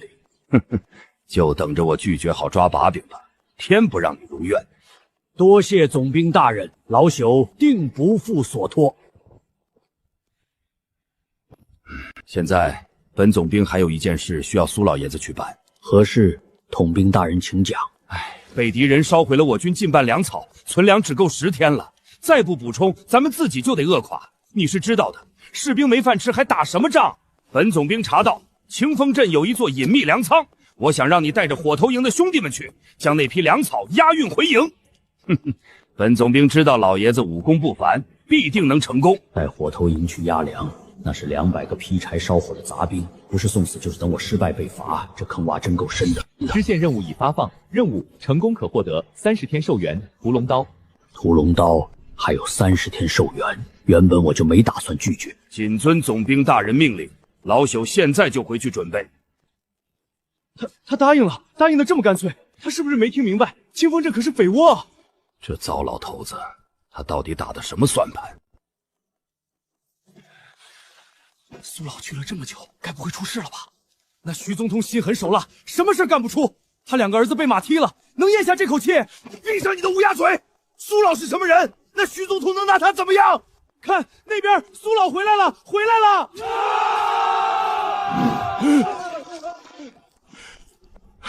苏老，情况如何？那徐总兵没有为难您吧？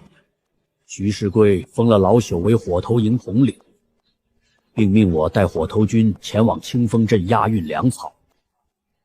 什么？让我们去清风镇押运粮草？那地方3年前就被一群匪徒占了，听说那帮人武功高强，杀人不眨眼，连官府都不敢惹。徐世贵这是要让我们去送死啊！可不是嘛，200个火头兵去匪子里运粮，这不是明摆着借刀杀人吗？苏老救了他儿子的命，他就这么报答，良心被狗吃了！好了，都别吵了。这次是老朽连累了大家，此番前去清风镇的确危险重重，但老朽在此立誓，一定会拼尽全力护大家周全。往后老朽更会带着大家杀敌建功，绝不辜负诸位兄弟对老朽的期望。但是这次前往清风镇押运粮草，老朽绝不勉强任何人，谁愿意跟老朽去的，请上前一步。算我一个，怕什么？当兵就是为了打仗的，杀强盗也是为民除害，哪怕是死了，18年后又是一条好汉。既然已经拜了苏老为师，就会无条件的跟定他。苏老天神下凡，我就不信区区几个匪徒能拦得住我们。算我一个，也算俺一个。我去，我也去。很好，苏老，咱们火头营里没有孬种。好。本将军没想到咱们大前军营里的议案都藏在火头营里了。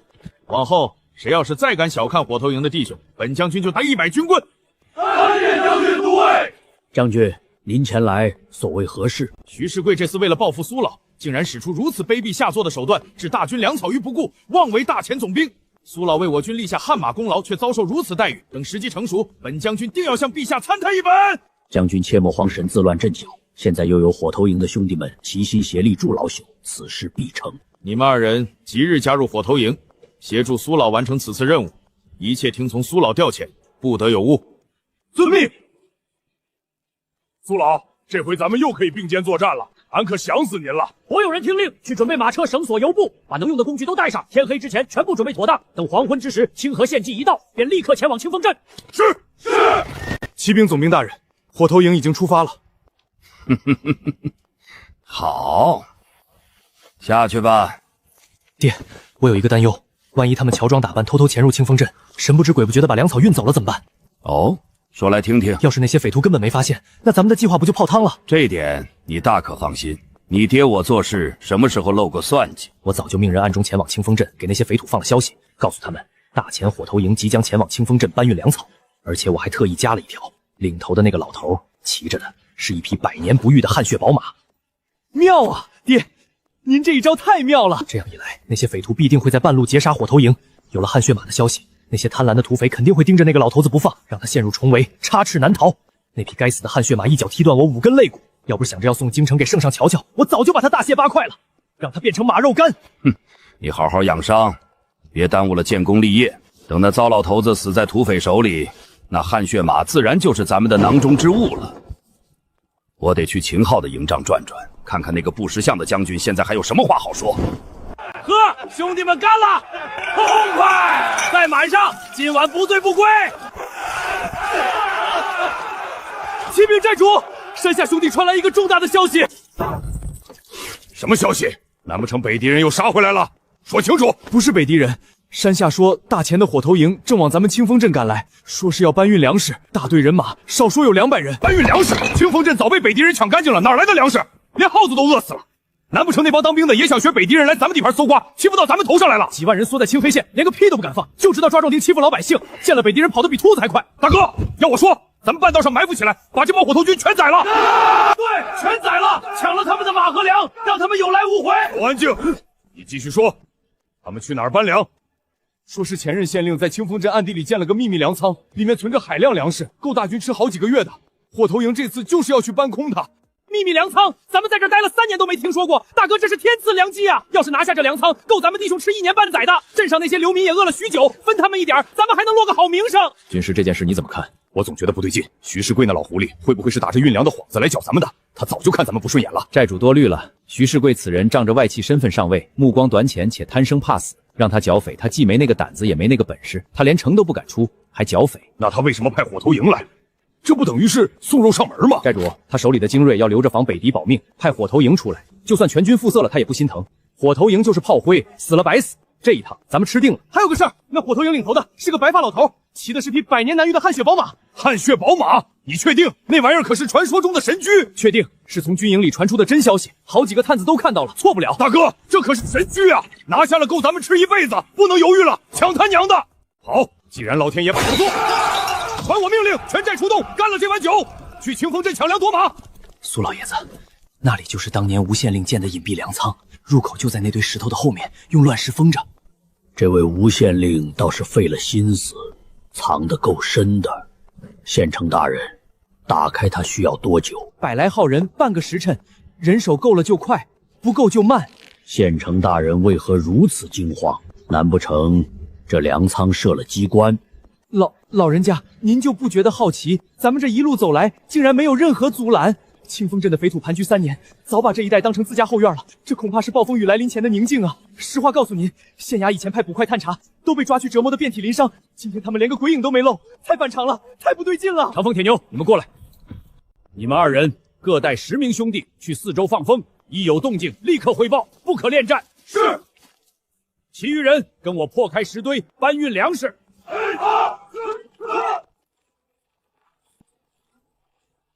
苏老，粮食，好多的粮食，满坑满谷，够咱们大军吃上1个月的。好啊，这趟没白来，赶紧搬，搬完赶紧撤。这鬼地方我一刻都不想多待。对，快，搬完走人。搬可以，慢点搬，别着急。苏老，为啥要慢？咱们不应该快点搬完回营吗？让你们慢，你们就慢，少说话，听指挥。放慢速度。一来是引蛇出洞，省得回城被俘。苏老，山坳东边林子里有动静，至少200人，正刀的反光都看到了。沉得住气，等他们露面。兄弟们，刀都准备好了吗？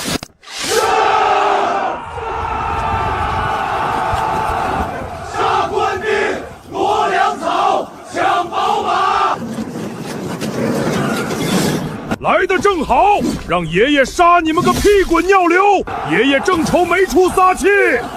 好马儿，又到咱们共同杀敌的时候了，冲过去，杀了他们的头！寨主，您看那个骑白马的，这老头不简单，能在100岁高龄骑汗血马深入虎穴，要么是疯了，要么是真有本事。不管是哪种，都不能小看。军师，你也太小心了。一个半截身子入土的糟老头子，能有什么本事？我一刀就能劈了他，都不带喘气儿的。大哥，我这就去提那老头的脑袋来见你。汗血白马，我亲手给您牵回来，您就在这儿等着看好戏吧。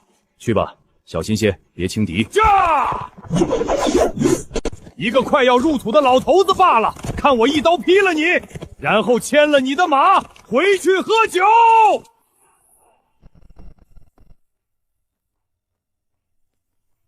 老头儿，都快入土了还来当兵，不在家抱孙子，跑这儿来送死，你是不是活腻了？还骑着汗血毛马，简直是暴殄天物！识相的把马留下，饶你不死，不然连你一起剁了！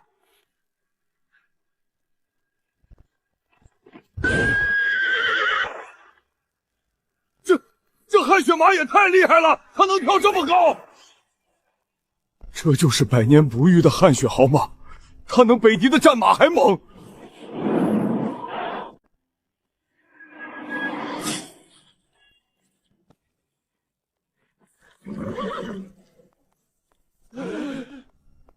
二当家被杀了，一刀就一刀。那老头是什么来头？二当家可是山寨第2高手，二当家的武功仅次于大当家。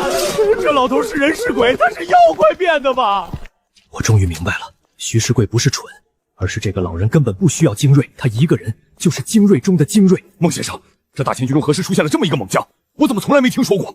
我也不知道。大前武功最高的应是秦昊，从未听说过此等人物。兄弟们，跟他拼了，为二当家报仇！杀！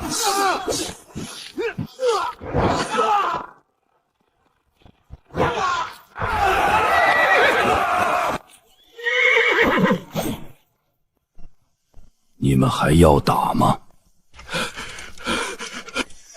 老头别欺人太甚，我跟你拼了！随我杀！一起来也好，省得老朽在你们身上浪费时间。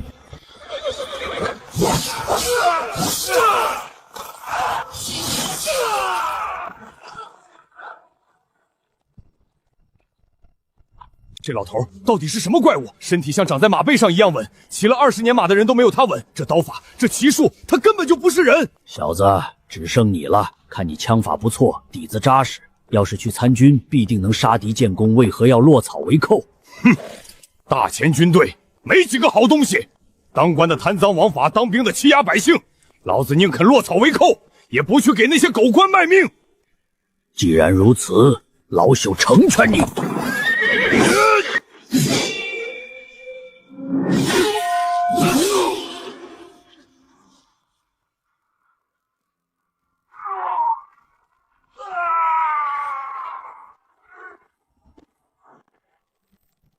苏老小心！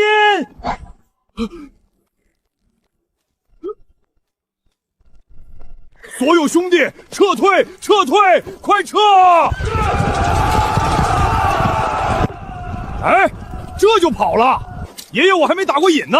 苏老，咱们要不要乘胜追击，一鼓作气拿下清风寨，也算是大功一件？对，杀上清风寨！苏老，您一声令下，俺第一个冲进去！杀上清风寨，剿了这帮匪徒，为民除害！穷寇莫追，咱们的任务是运粮回营，其他的事不必理会，继续搬粮食。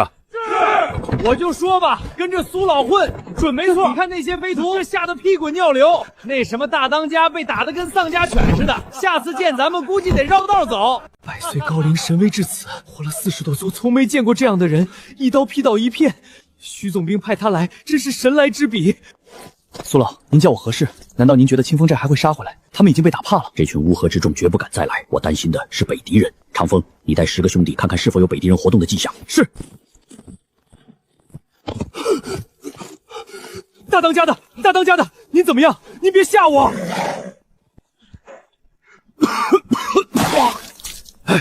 死不了。军师，赶紧让兄弟们进寨，把寨门关上。要是那群火头军追杀过来，咱们就麻烦了。快回山寨，别磨蹭！关门，关门！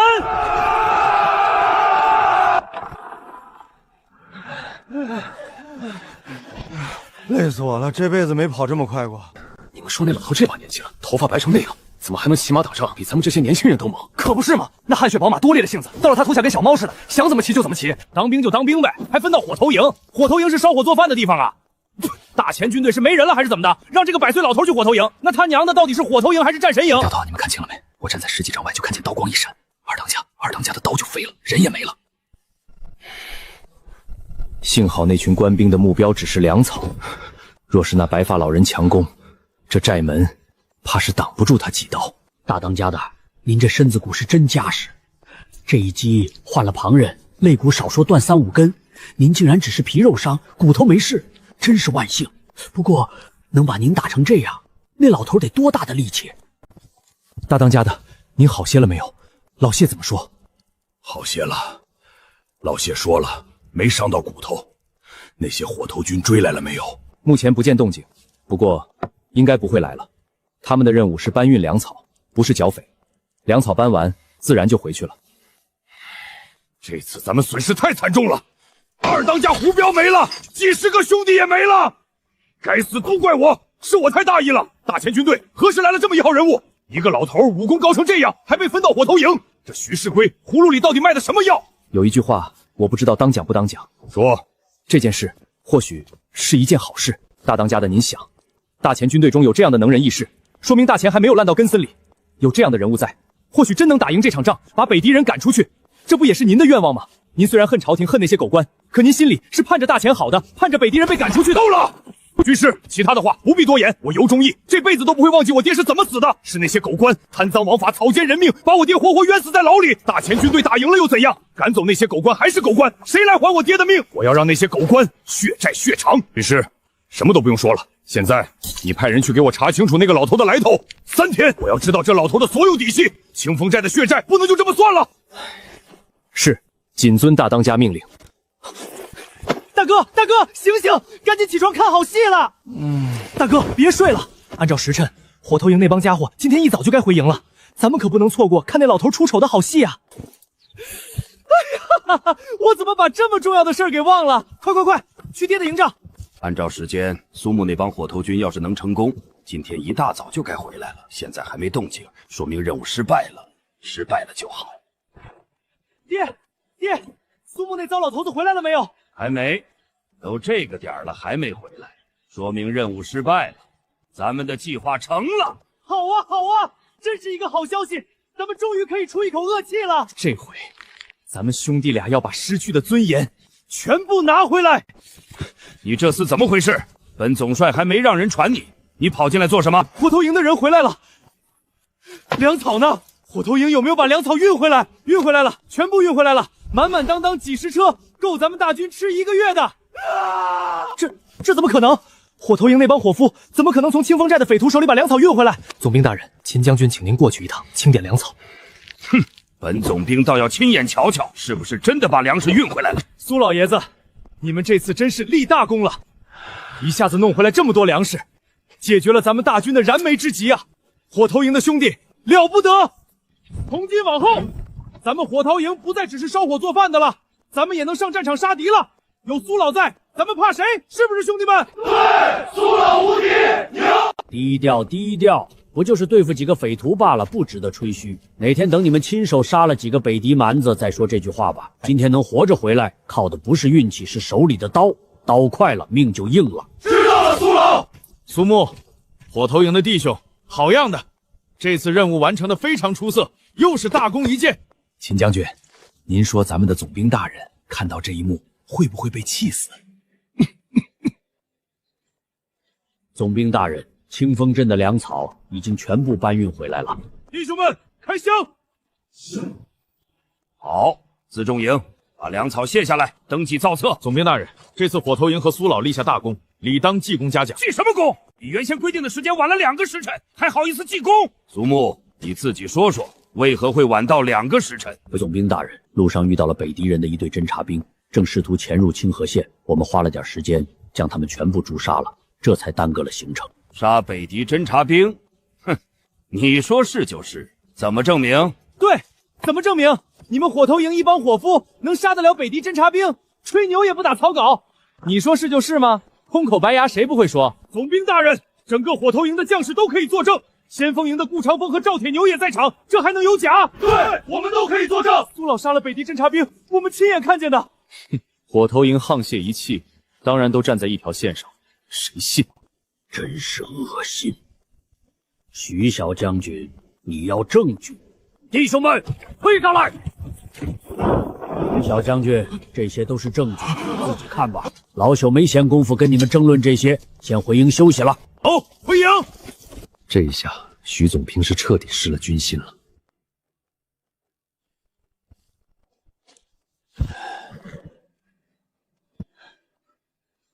丁，恭喜宿主完成支线任务，前往清风镇押运粮草，获得奖励30天寿元屠龙宝刀。好刀，这一趟收获不小，有了它，配合五虎断门刀法，下次再遇到赤烈之流，一刀足矣。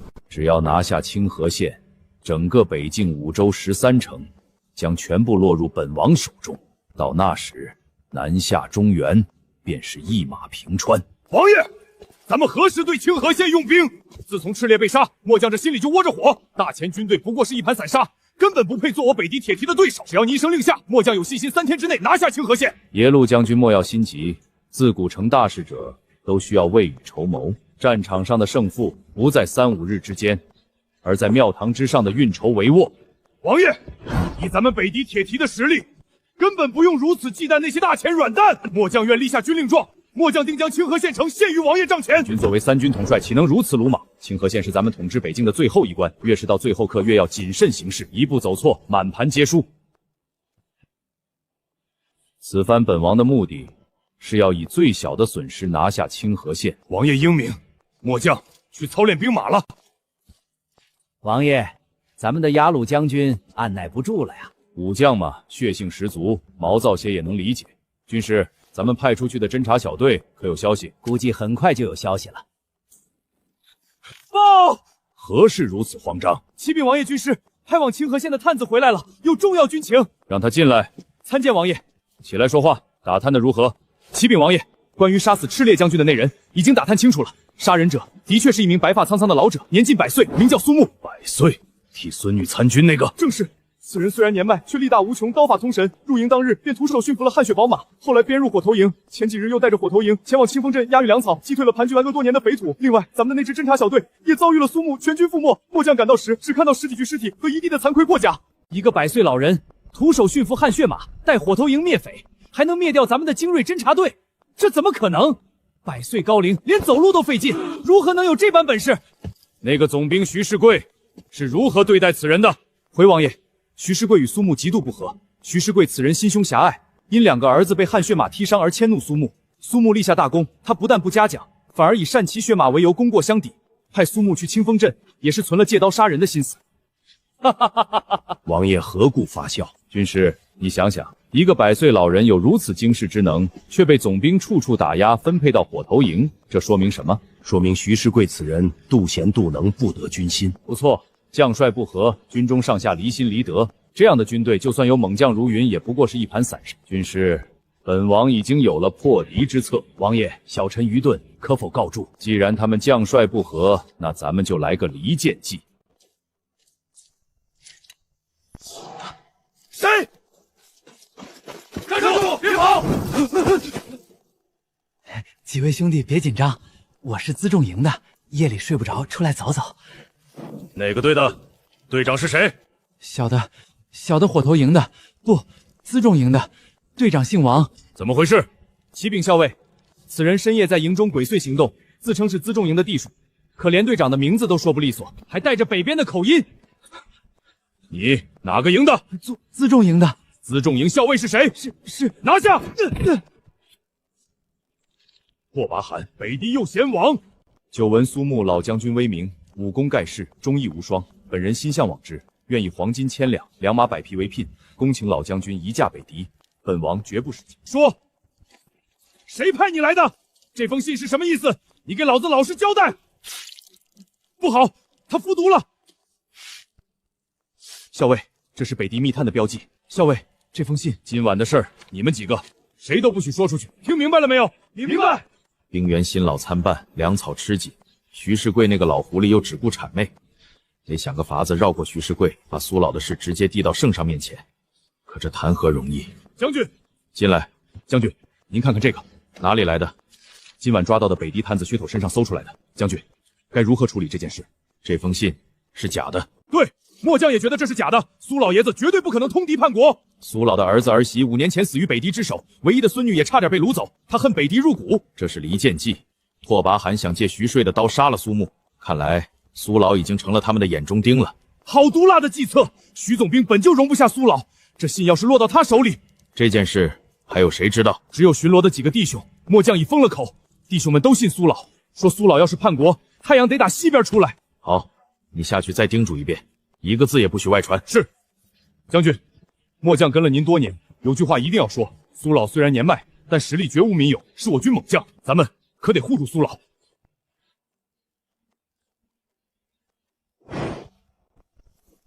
第一式猛虎下山，起；第二式虎啸山连，第三式恶虎扑食。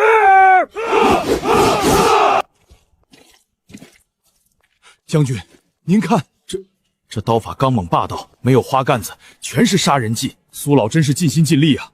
他这么大岁数了，自己不但在战场上拼命，还想着怎么提升火头营。这或许是我见过的最纯粹的刀法，唯有生死间的杀戮。苏老，大嘴，带弟兄们继续练，不可懈怠。秦将军、张校尉，大清早的怎么有空来火头营？苏老，您真是我辈楷模，即便身处火头营，也不忘传授弟兄们刀法。这份心思，请好佩服。小事一桩，老朽老了，能尽力就备一份力吧。苏老，您看看这个，昨夜抓到的北狄探子身上搜出来的。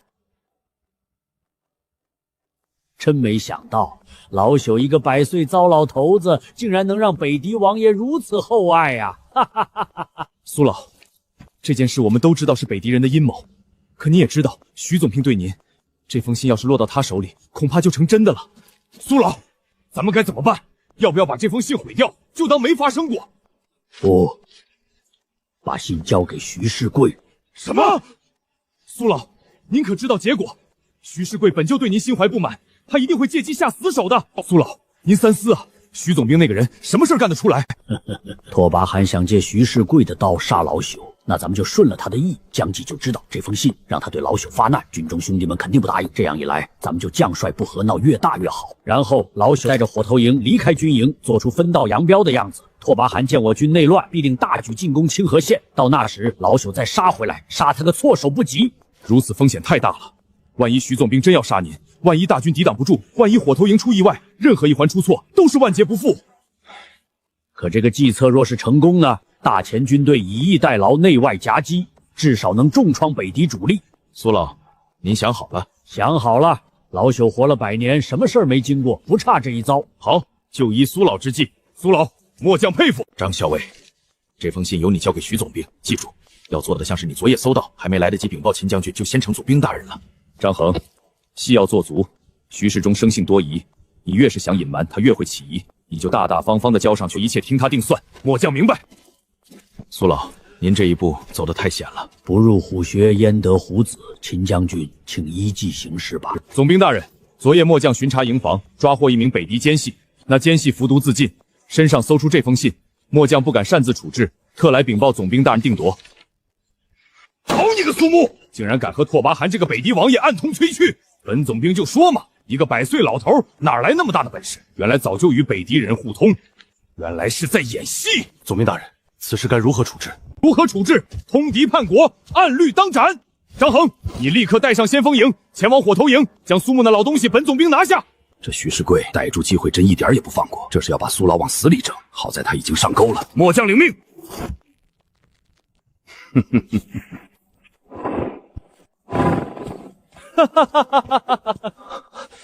爹，您怎么来了？你们看看，这是什么？这是拓跋汗写给苏木的信，真的假的？黄金1000两，良马100匹，好大的手笔！这北狄王爷真够大方的。昨夜张衡抓住了北狄奸细，从身上搜出了这封信。苏木那老东西通敌叛国，证据确凿。好啊，终于让咱们逮住机会了！苏木啊，苏木，你这个糟老头子，这次我看你怎么逃！通敌叛国，那是要杀头的，杀头都便宜他了。他在校场让咱们丢尽了脸，汗血马踢断了咱们的肋骨，此仇不报，我徐昭武誓不为人。爹，这封信会不会是假的？万一是北狄人的计谋呢？假的又怎样？真的又怎样？本总兵说是真的，他就是真的，谁能证明是假的？那老东西在军中威望再高，能高得过本掌柜？秦昊再护着他，能护得住一个通敌叛国的奸细？到时候人杀了，汗血马收回，军中那些跟着他起哄的人也就消停了，一箭双雕，谁敢不服？爹，高，实在是高！跟着苏老，这日子过得真带劲儿。这刀法练的，我也觉得自己像个将军了，以前哪敢想？火头营的都出来！怎么回事？张校尉，您这是要干啥？苏木，奉总兵大人之命，你涉嫌通敌叛国，现将你缉拿归案。来人，拿下！谁敢？赵大嘴，你要造反！造反！苏老是什么人，我们比谁都清楚。运粮、杀敌、付辎葱，哪次不是豁出命去干？说他通敌，放他娘的狗屁！谁信？谁敢动苏老？苏老不会通敌！谁敢动苏老，先过我们这一关！戏做到这个份上，够了。苏沫抗命不遵，火头营聚众拒捕，都给我拿下！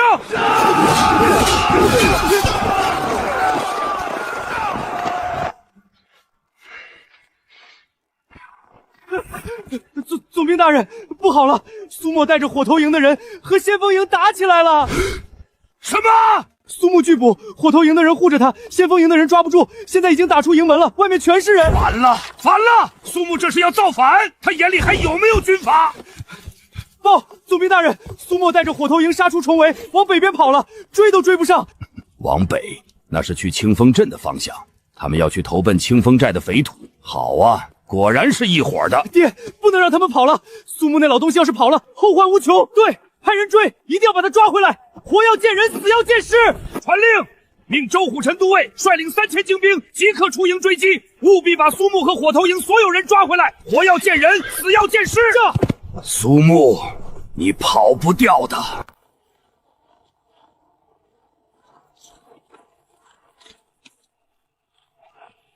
抓住苏母，赏银100两，别让叛徒跑了。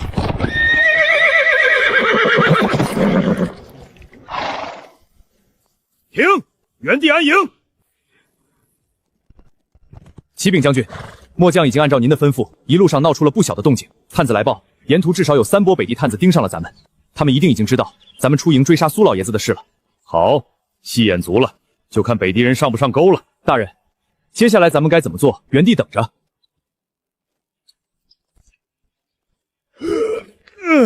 原地安营扎寨，让弟兄们好好休息，养足精神，明日再说。今晚可以生火做饭，不用藏着掖着了。遵命。苏老就在这儿歇吧，这地方咱们熟，心里踏实。前面就是粮仓，背靠山壁，易守难攻。把弟兄们散4面放哨，东边林子里放2个，西边山头上放2个，马拴在粮仓后面的那片林子里，隐蔽些，别让人看见。是。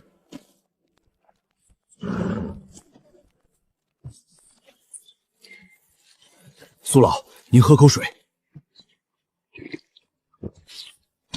苏老，您说那北狄人能上当吗？我听说那右贤王拓跋汗足智多谋，心思缜密，打仗从来不忙干。咱们这出降计救济，只要徐世贵这板戏就成了。徐世贵已经上钩了，拓跋汗还在外面看着呢。其实老朽心里也没底，拓跋汗此人城府深浅尚未可知，但徐世贵既然已经发难，老朽若不走，便是刀下亡魂。更何况系统打卡只剩最后2天了，绝不能在此时前功尽弃。放心吧，安心等待。老朽什么时候骗过你们？大当家的，这一仗咱们损失惨重，二当家也没了，死了37个兄弟，短期内不宜再有冲突。那个老头太邪门了。大当家的，大事不好了！山下的兄弟传信，上次那个白发老头带着火头营的人又回来了，正往咱们清风寨方向来。又回来了？他们来做什么？上次不是已经搬空了吗？他们全副武装，而且他们身后还跟着3000大前精兵，就在不到10里地的地方。3000精兵，一个老头就够咱们受的了，现在还来3000官兵，这是冲着咱们清风寨来的。大当家的，那老头任务完成的好好的，为何突然带兵杀回来，还被官府追杀？这说不通。巨师，会不会是那老头得罪了朝廷，走投无路跑来避难？他在火头营待不下去了。避难？全副武装带着追兵，这是来避难，这是来灭咱们的。先别慌，若真是冲咱们来，早就攻山了。或许他们的目标是北境30鲁外的北敌人，会不会是把咱们这儿当跳板了？这穷乡僻壤除了咱们，还有什么值得兴师动众的？再探再报，我要知道那老头的一举一动，哪怕是说了什么，吃了什么。传我命令，全寨兄弟刀出鞘，剑上弦。寨门加2道门山，墙上多派弓箭手，一有风吹草动，立刻禀报。是，我这就去办。